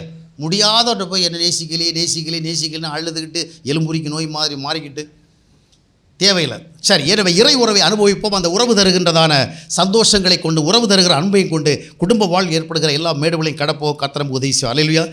இறை உறவுடன் வாழ்வது தான் எல்லா பிரச்சனைக்கும் தீர்வு. இறை உறவுடன் வாழ்வுதான் குடும்ப உறவுகளை ஆசீர்வாதமாக வாழ்வதற்கு தேவன் தருகிற வழி. இறை உறவில் வாழ்வோம். குடும்ப உறவுகளிலே நாம் நிலைத்திருப்போம். கர்த்தர் மத்தியிலே மகிமைப்படுவாராக. அன்பானவர்களே, ஜீவ நீரோடை யூடியூப் சேனலை சப்ஸ்கிரைப் செய்திடுங்கள். சப்ஸ்கிரைப் பட்டனை கிளிக் செய்து பெல் சின்னத்தையும் கிளிக் செய்து தினமும் புத்தம் புதிய தேவ செய்திகளை உடனுக்குடன் பெற்றிடுங்கள்.